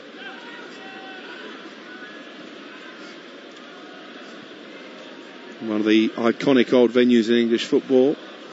Sofal heading the ball clear from the edge of his own penalty area. Declan Rice trying to find Ben Rama, but Douglas Luiz was sharper to it.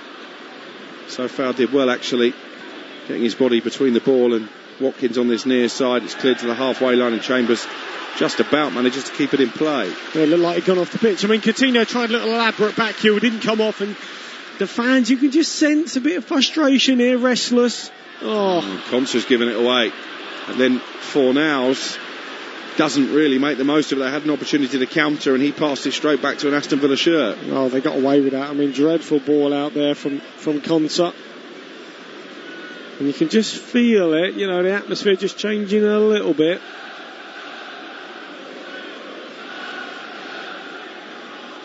They weren't great at home last season. Aston Villa only won 6 of their 19 matches here at Villa Park.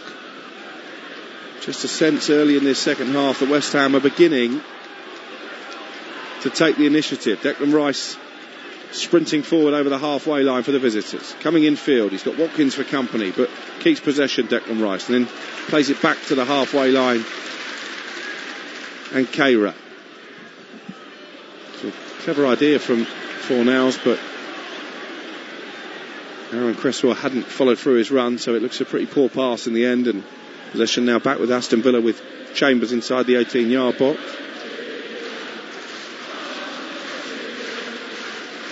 Not for the first team regular Callum Chambers by any stretch of the imagination since his move from Arsenal, but hasn't done too much wrong this afternoon.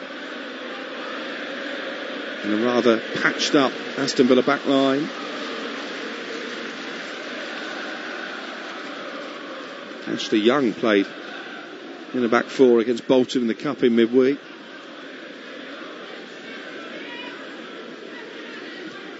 Chambers plays the ball forward on this near side to Luca Dean. He's been dispossessed by Bowen. Again, Bowen gives the ball away.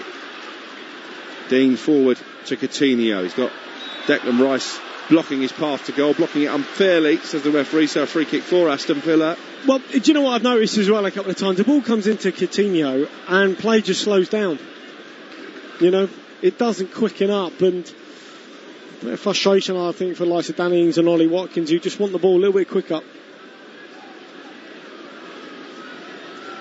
Well, we've played 11 minutes in the second half. It remains goalless at Villa Park. Villa have a free kick in a good position here, around about midway inside West Ham territory. Luca Dean stands over it, left-footed from this near side, the former Everton man. And there are a cluster of claret jerseys lined up on the edge of the box, headed away by Soucek. And then Mings having to get there ahead of Fornals. He wants a foul in the build-up. The referee says no. And here's Jarrod Bowen into the penalty area. Good composure by Bowen. Brilliant tackle by Luca Dean. Stunning sliding challenge just as Bowen was about to pull the trigger. I thought it was a foul in the build-up to that breakaway. Yeah, I think McGinn might have a case there, but nonetheless, Jarrod Bowen should be pulling the trigger much earlier. It's a 2v1. You've got to credit Luca Dean. Took the free kick, but as soon as it broke, got back in position. Oh, but that was a bad foul. Yeah, Fornals scythed down by Chambers. Was a bit fortunate, I think, to escape a yellow card there. It was a very cynical challenge on halfway. Well, look, Dina with the ball in, it's cleared. He does really well to get round on the cover because McGinn might have been fouled. I think he did have his feet taken away from him. Fornals puts Bowen through, 1v1. Matty Cash comes across, ducks inside him, as you know, wants to get on his left peg, but he's got to either use Ben Rama or just get a shot off a lot earlier. Good block though, wasn't it? Terrific. Well, it had to be timed to perfection by Luca Dean. Timed to perfection it was, but that rather epitomises Jarrod Bowen's lack of end product this afternoon.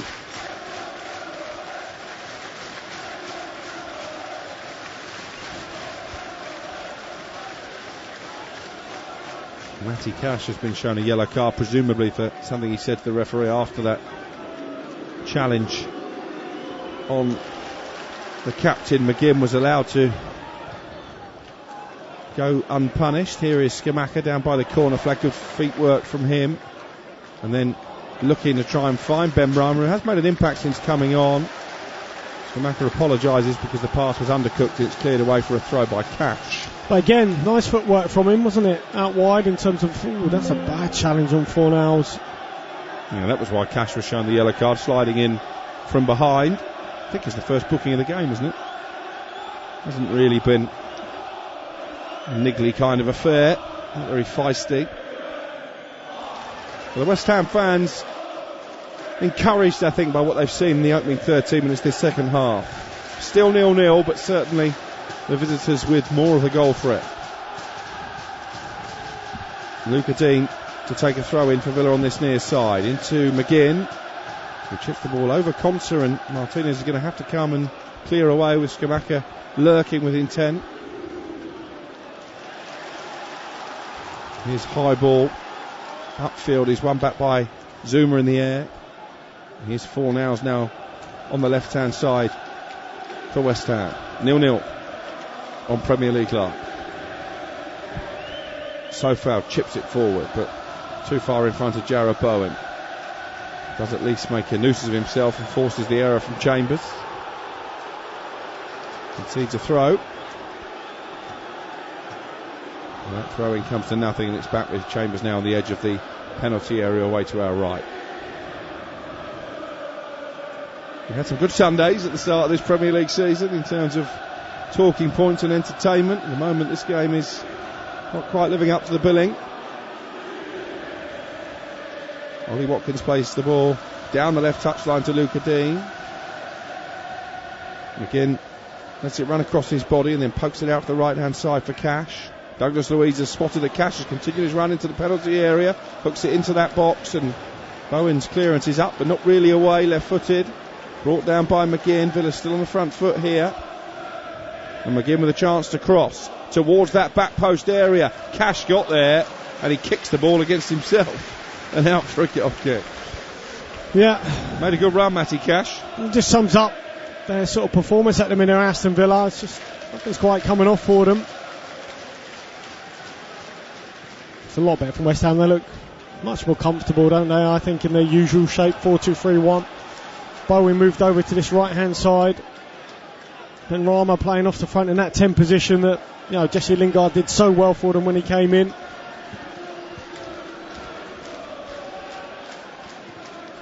Producer has just offered me a coffee, presumably to keep me awake. So far with a cross into the penalty area. Scamacca was lurking, so too was Ben Rama, but it's dealt with by the Aston Villa defence. It's going to come straight back at them though. Low ball in by Cresswell, blocked by Cash. Plenty of black shirts to Amat. Cresswell has another go and it's blocked again by Cash. Good defending from the Poland international, and out for a throw. What have you gone for? Black or? I've gone for latte. Oh, latte, the softy. This time of day. Scamacca trying to bring the ball under control in the corner of the Villa area. Certainly a lot more pressure being applied this half from the West Ham. Steven Gerrard is angrily telling his Villa players to get higher up the pitch. Feels they're sitting too deep. And the ball is in the West Ham right back position with the Czech international Vladimir Sofal. Now Bowen, and that bleached blonde, that blonde hair. I'm going to say bleached, but I think it's natural. Zuma out to the left for West Ham, brought down by Cresswell in the green footwear. That left hand side of Villa Park now covered in shadow. This near right side still has plenty of sunshine. Souček into Scamacca. Is this the opportunity? Gets his shot away. It's a tame one. Comfortable save down low for the left by Martinez. Yeah, that's unlucky though. Much more like it. Pass into him. He plays a lovely little flick pass round the corner. Souček gives it in back on the edge of the box, and as he just pulls the trigger, I think it's a diving lunge from Callum Chambers. Just takes sort of some of the pace off the shot. Comfortable save for Martinez, but that's more like it from West Ham again. Goes down as a shot on target. Yeah, I think. Oh, just see this through. I think certainly Stephen Gerrard would have to look at making a change or two here, because Coutinho's been anonymous in the second half. He has, and obviously he's got Buendia often there, the light for light change, but he's got to do something here because just to wrestle some control back. Yeah, West Ham look the better side at the moment. 63 played 0-0. Ben Rama the substitute, keeping the ball in play over on the left. Only Bowen in the centre at the moment. Scamacca again has peeled to the edge of the box. Again he's trying to get a shot away. This time he just showed a bit too much of that to Kamara, but still manages to keep possession. Finds Rice just outside the box. Bowen trying to play it through the legs of McGinn. Not sure what the idea was there, and Aston Villa should clear their lines. It's not been Bowen's best game.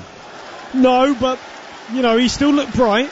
And certainly Ben Rama has added to them. He's looked really, really good. They look solid as a rock at the back with Zuma in there. And, they're certainly grown this. I mean, look, second half possession, 56% compared to 40% in the first half for West Ham, so it shows you. They have found clean sheets difficult to come by. Only one in their last 14, West Ham in the Premier League, but defensively, as David said there, they've looked pretty stubborn this afternoon. Goalkeeper Fabianski, on the veteran stage of his career now, hasn't had too much to concern him. Fabianski making his 312th Premier League appearance, a record for a Pole. Here is Douglas Luiz down the right hand side for Villa, hurdles the challenge of Fornals, then finds Coutinho, dispossessed by Benrahma. He goes to ground Coutinho, there was minimal contact. He's got cramp, I think. It's a poor ball into the area in the end by Luca Dean. Should you be getting cramped 64 minutes into a game? I know, but that's what it looks like. Doesn't look like a pulled muscle. It looked like when he received that pass, he was just pulling at his leg, and it looks like Buendia, that's the light for light change, but he's shaking his head. I mean, I think he's one of those players, Coutinho, unless he's 100% right, he's not. It's not for him. And West Ham making a change as well. Scamacca is off. Well, I'd write that down if I had my pen, but share and share alike. Mikel Antonio on for Scamacca, so pretty disappointing full Premier League debut. Didn't have too many opportunities to get his name on the score sheet. And it looks like Buendia will promptly be arriving in place of the stricken Coutinho as well.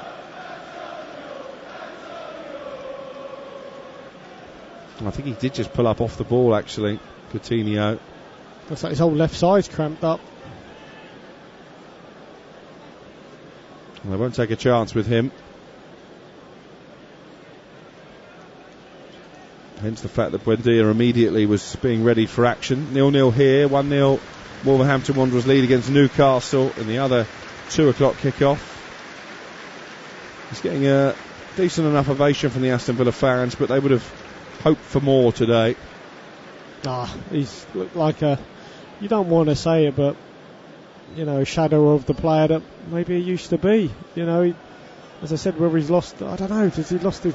You can't say that because you can't tell, but love for the game, then looks happy.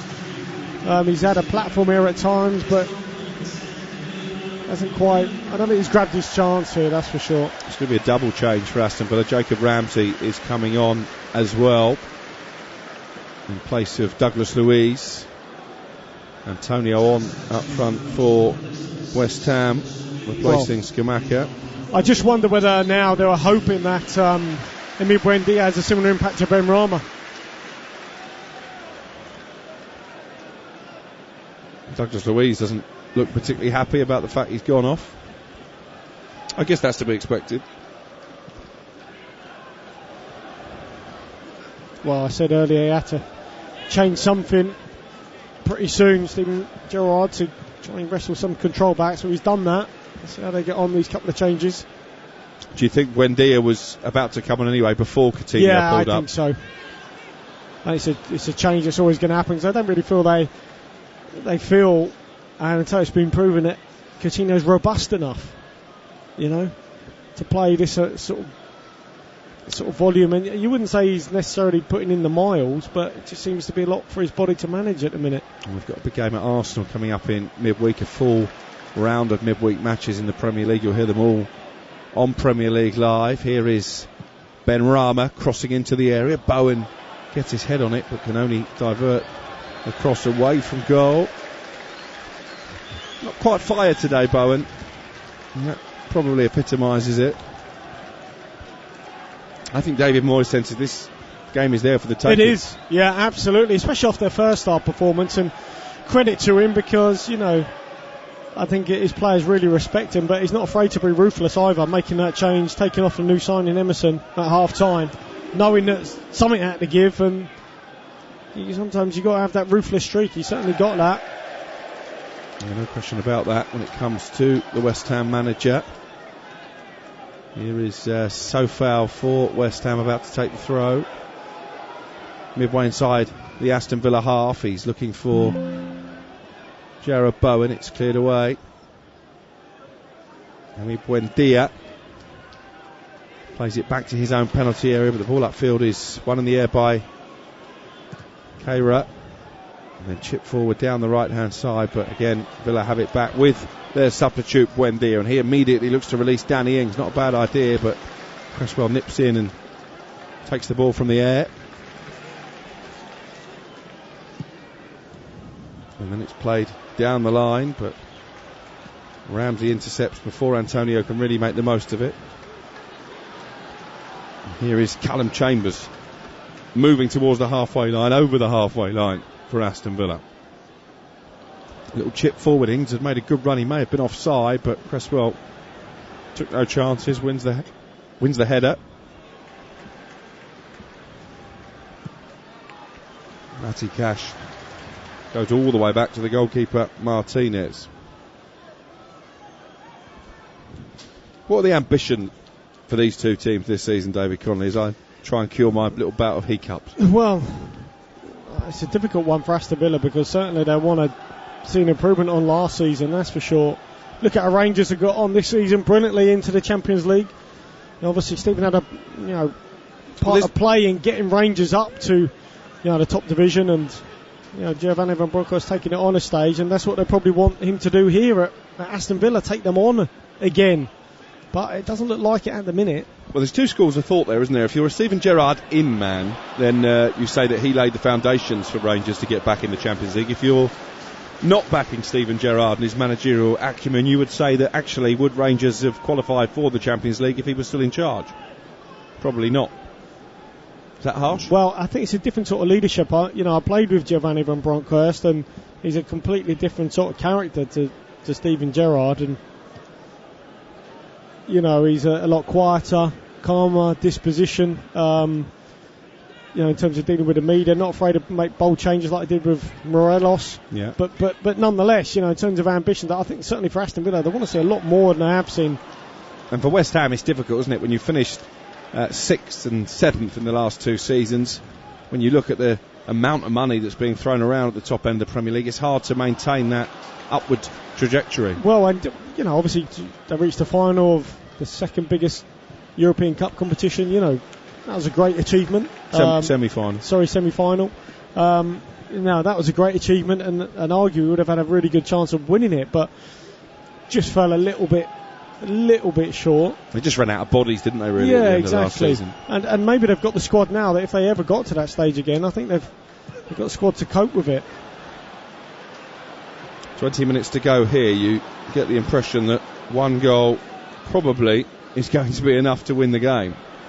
One goal enough at Molineux at the moment, where Wolves still lead against Newcastle by that Ruben Neves strike to nil. Oh, that's almost a perfect ball from Buendia into the stride of Danny Ings. It just zipped away from him at the last moment. He salutes the effort anyway. Well, this is the sort of pass that Ings was after when Coutinho was on the pitch, and he couldn't quite gather it in there, Ings. It's unlucky through the eye of a needle from Buendia, but it's better. He may have strayed into an offside position anyway, but we won't know that now. Here is Declan Rice.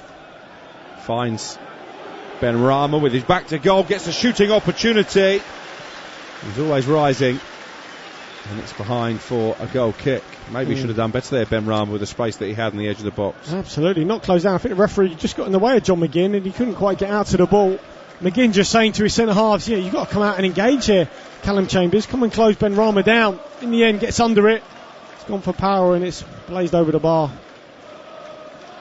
He scored home and away, I think, Ben Rama, last season against Aston Villa. He's certainly made a difference since coming on. In fact, scrap that, his last 5 goals have all been away from home. I was thinking about Pablo Fornals, who scored in both fixtures last season. So here's a player, Ben Rama, who tends to deliver in front of goal more on his travels than at the London Stadium. 17 to play, still goalless. But it has been a better spectacle, David Connolly, in the second half, better quality. Yeah, well, certainly from West Ham, not from Aston Villa so far. I mean, Danny Ings just got offside there. Kurt Zuma just keeping a really good defensive line. I mean, they must be thinking of, there's Neil Critchley, who left the Blackpool job to come and be Steven Gerrard's number 2. I'm sure they'll be looking at making probably another change at some point. It's got Bailey, hasn't it? Come on, it's another option. Yeah, they do have plenty of attacking talent at their disposal, Aston Villa. Here is Sofal out to the right, and Declan Rice, the West Ham captain. Soucek, who again has been anonymous really compared to the standards that he was hitting, certainly in his first season at West Ham. Here's Mikel Antonio, the substitute, coming out to the left, trying to cross for Bowen in the centre, blocked by Conser and then hoisted upfield. Zuma there ahead of Watkins, brings it down brilliantly. I think he's been a contender for man of the match, Kurt Zuma, on an afternoon when defences have been on top so far. It's 4-0, shoots though! They're not on top anymore! And it's Pablo Fornals against Aston Villa once again, and West Ham finally have their first Premier League goal of the season. He slides on his knees in front of the travelling supporters, punches the air in jubilation. It took a huge deflection after cutting in from the left hand side, getting the shot away from distance. Martinez, no chance as the ball sails over his head and into the net. It's Pablo Fornals who makes it Aston Villa 0, West Ham 1. Yeah, finally they found a net. I mean, this is really good play from certainly Kurt Zuma, and then the pass from Declan Rice into Fornals is absolutely fantastic.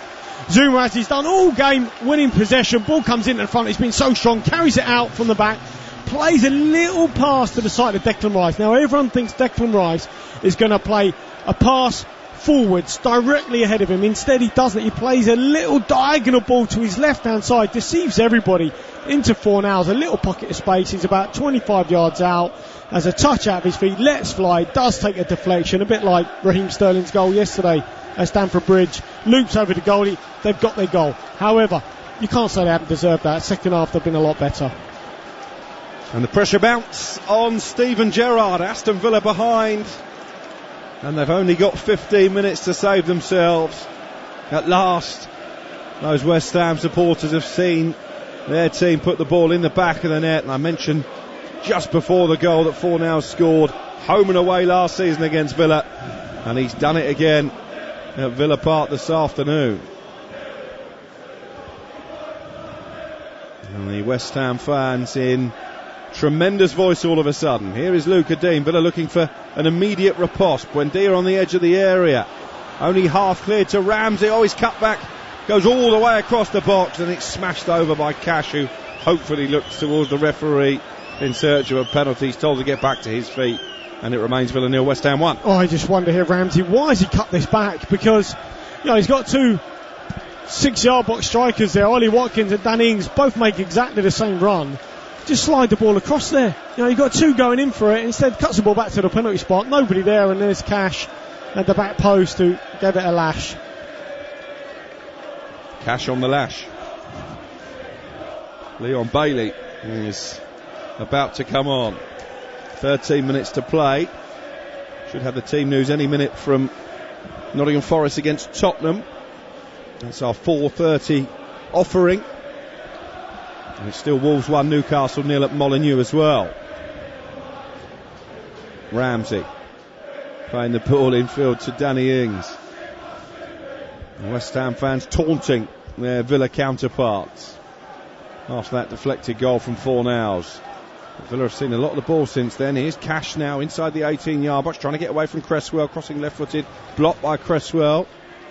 Ball breaks for Buendia on the edge of the box. He goes down under a challenge from Fornals. Again, the referee waves play on, and maybe West Ham can counter, but Fornals has given it away rather cheaply. So too's Concert, and it will be a throw-in for West Ham, level with their own 18-yard box. Yeah, a little bit clumsy here from Fornals on Buendia.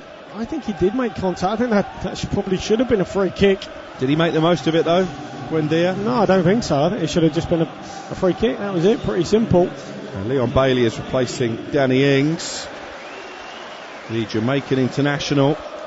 It's been a long time since he scored in the Premier League. His only Premier League goal was way back in September of 2021. A very pensive looking Steven Gerrard on the edge of his technical area with arms folded. Well, you don't want to lose to the side that's bottom of the table, do you? So Not when you've only won one of your first 3 in the Premier League.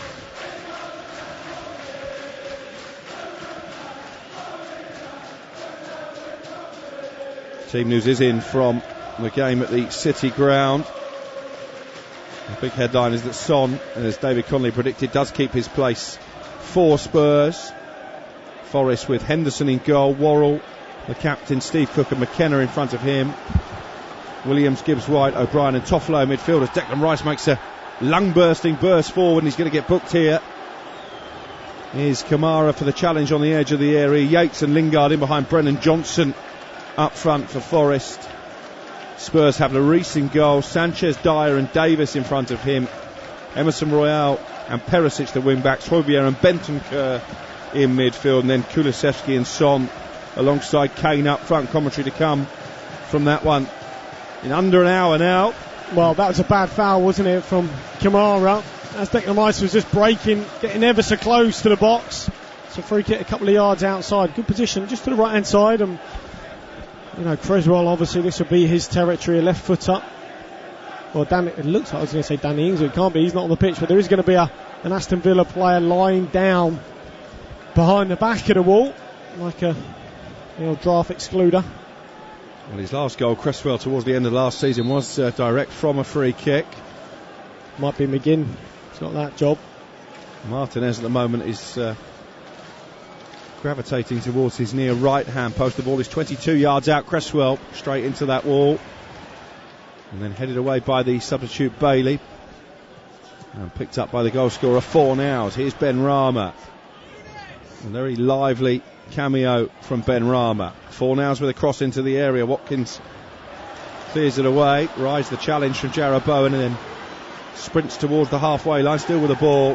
Declan Rice, much to the appreciation of the West Ham fans, comes clattering into Luca Dean and concedes a throw. Luca Dean didn't fancy that, did he? I mean, he was left short, the pass to him by Ollie Watkins, but nonetheless he wasn't going to get crunched by Rice. Villa 0, West Ham 1. We've got 9 minutes to play here. Into the final 10 minutes at Molineux as well, where Wolves have been a goal up against Newcastle for a long time now. Neves from distance in the first half. This is Mikel Antonio for West Ham. At the moment, they look the more likely to add to the scoring. Ben Rama trying to get the ball out from under his feet. Forced wide by Konsa. Not a bad cross actually towards the near post, but Bowen didn't really attack it. And it will be cleared in the left-back position by Luca Dean, who's then caught late by Antonio. No foul though, says the referee. Well, he just took a little bit too long in possession, Luca Dean. I don't know what he just invited that challenge from Antonio. And they're just a yard off it at the minute, Aston Villa. They really are all over the pitch.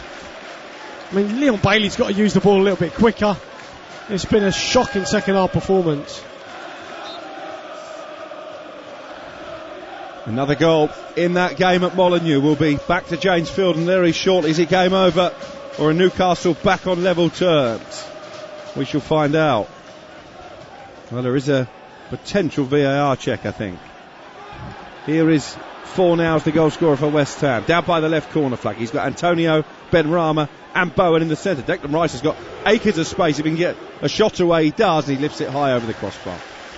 Yeah, I mean, good move though again from West Ham, who obviously look, rather than Aston Villa look like to get back in the game in terms of getting a goal, a draw. West Ham look like they're going to maybe get another one.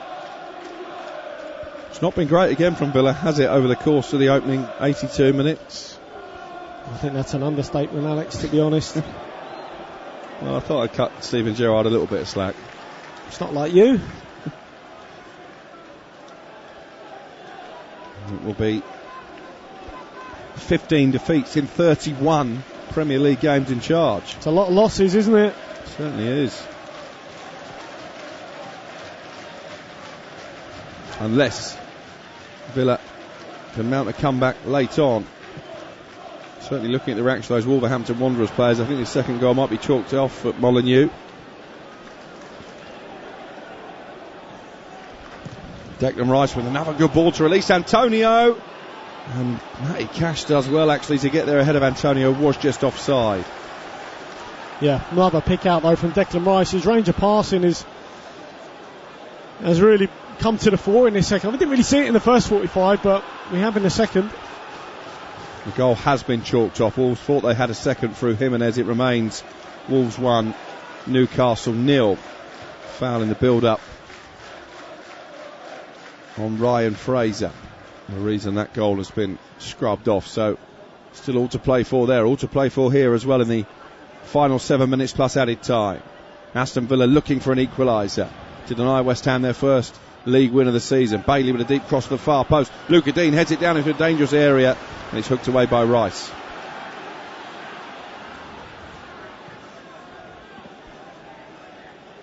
Here is Luca Dean crossing from the left. Good ball in. Was a good ball in. Flag was up though. I think it was a foul push here. Ollie Watkins on Kira. Let's see if they've got a response in these final few minutes, because otherwise, the Villa fans are certainly going to make their feelings known at the end, that's for sure. Especially as it's been a relatively kind start to the season in terms of fixtures. They go to Arsenal in midweek, Aston Villa. That will be a real step up in quality of opponent. Goodness me, it's the last place you want to go at the minute, isn't it? Yeah, Arsenal absolutely flying. 4 wins out of 4 to start the new season. The only team in the Premier League with the 100% record. West Ham before today, the only team in England not to have scored a goal. That has been changed, albeit via a massive deflection, but Fornals will claim it. Declan Rice has grown in stature in this second half. He has. Yeah, it's just like, the shackles are off a little bit. He's getting forward, he's having much more of an influence on things. His passing's been better. Here is another good one into Antonio. Antonio heads it down for Ben Rama and then finds Bowen inside the area. Bowen looking towards Fornals, the far post, didn't reach his intended target. Souček nods it back towards the box. Cash climbing above Bowen, and Chambers here is going to have to clear under pressure from Jarrod Bowen.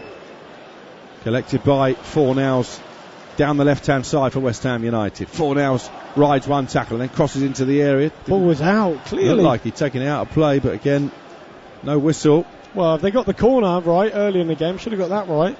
Fornals, deep cross over the head of Antonio and out for a goal kick for Aston Villa with 5 minutes to play. 14 of their 19 defeats last season. Villa were by the odd goal. Don't get blown away very often. But they haven't really, David, looked like getting back on level terms since Fornals opened the scoring. No, they haven't. And that will be a source of frustration for the home manager, Steven Gerrard. Leon Bailey pirouetting away from Souček and guiding the ball out to the left, and Luca Dean forward towards the 6-yard box, but it was more of a hopeful ball than a premeditated one. It's cleared by West Ham up to Antonio, who's been a real handful since coming on. He feels he was fouled there by John McGinn. Referee had a good view and allowed play to continue. Declan Rice has slammed a clearance against Buendia, and the Villa fans are urging their team forward now. Luca Dean beaten to the loose ball down the right by Sofal. Benrahma chests it in towards Bowen, but it's won back by Kamara for Villa. Here's Buendia on the edge of the centre circle. Really good run to the right by Matty Cash. He's been found by Buendia and he's got the chance to cross in here. Plays it to the edge of the box instead, and Leon Bailey. Bailey with the ball to the far post, headed away by Sofal. Brought down though by Kamara. Can't get out here, West Ham. Bailey, can he get a shot off left footed? Yes he can. He curls one over the crossbar from 18 yards out. Yeah, couldn't keep it down, and it's another effort off target.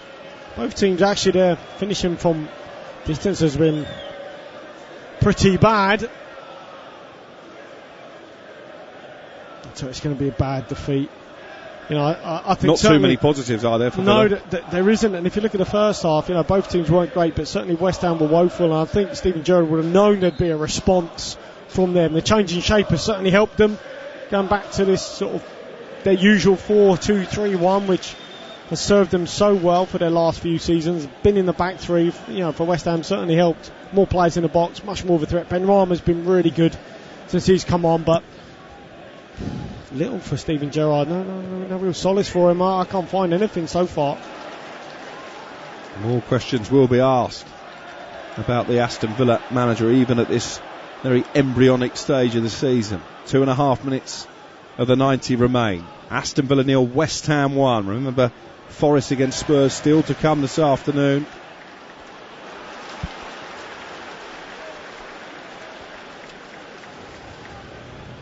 Can Spurs maintain their impressive start of the season, or will Forest make it back-to-back home wins after 23 years in exile from the top flight? We shall find out with Toby Gillis and Chris Perry. Callum Chambers hoists the ball out to the left for Villa and Luca Dean. Here now is Ramsey. Ramsey forward to Buendia with his back to goal, gives it back to Ramsey, shoots right-footed from 20 yards. Decent enough strike, but straight into the arms of a grateful Fabianski. Yeah, it's another one though, as you say, straight to the goalie. Drifting on the inside, Ramsey, and always trying to, I think, start this outside the post and bend back in, but straight into the arms of the goalie, who had it pretty well covered.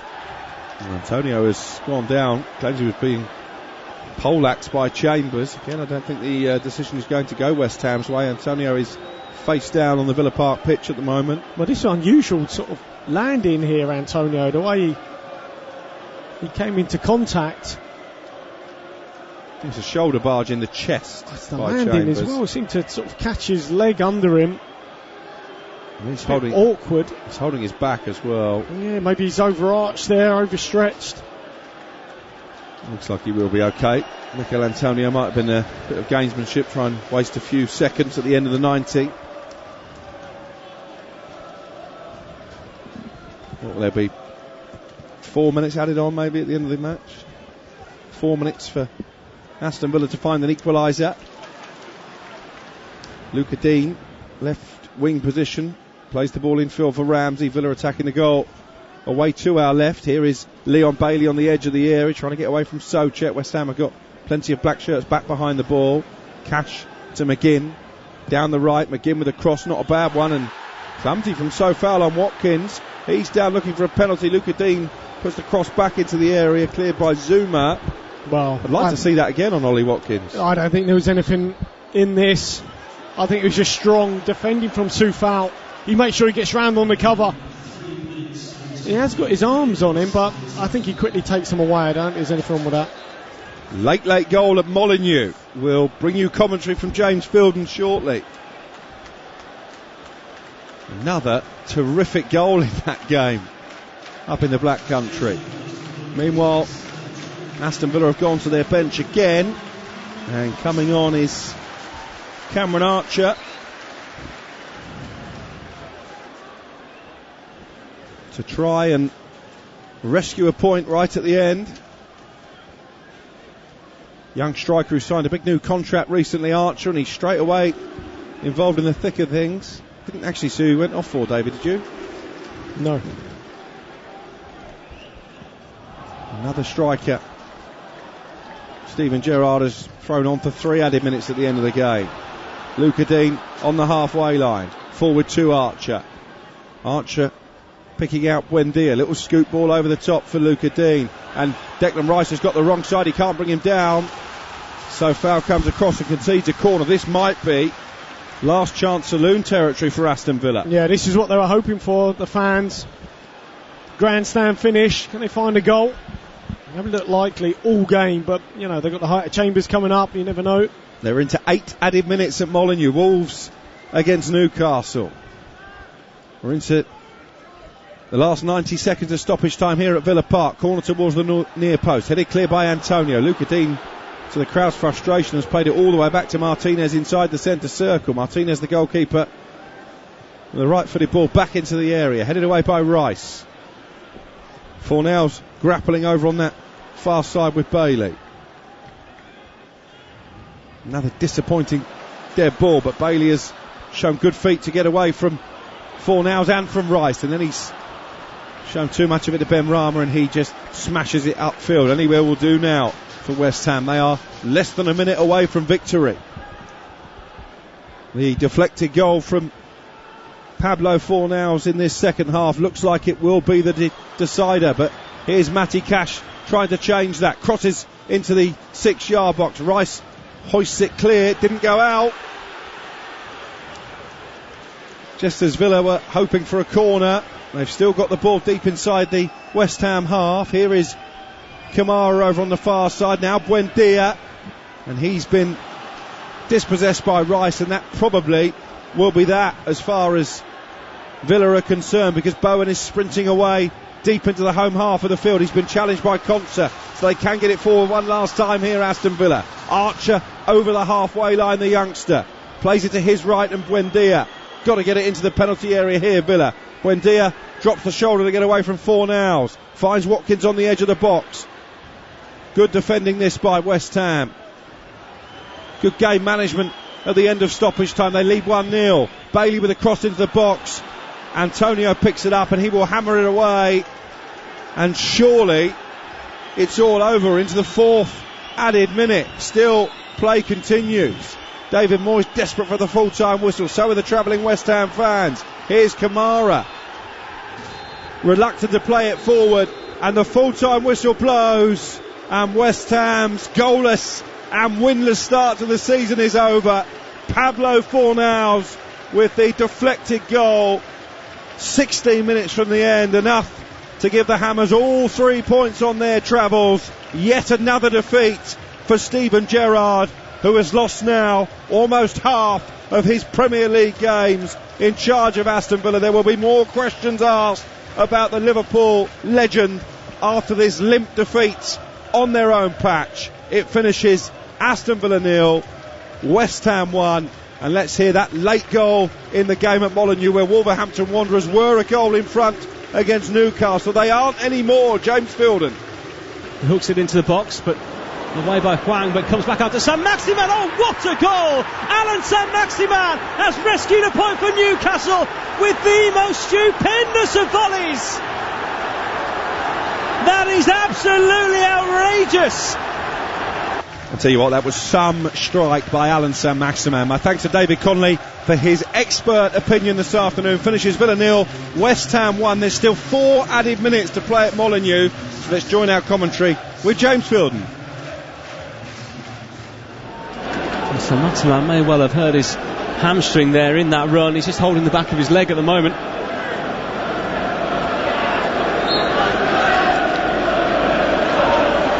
All from Wolves' own effort as Martinho went for it on his left foot. It was blocked and then the counter started. They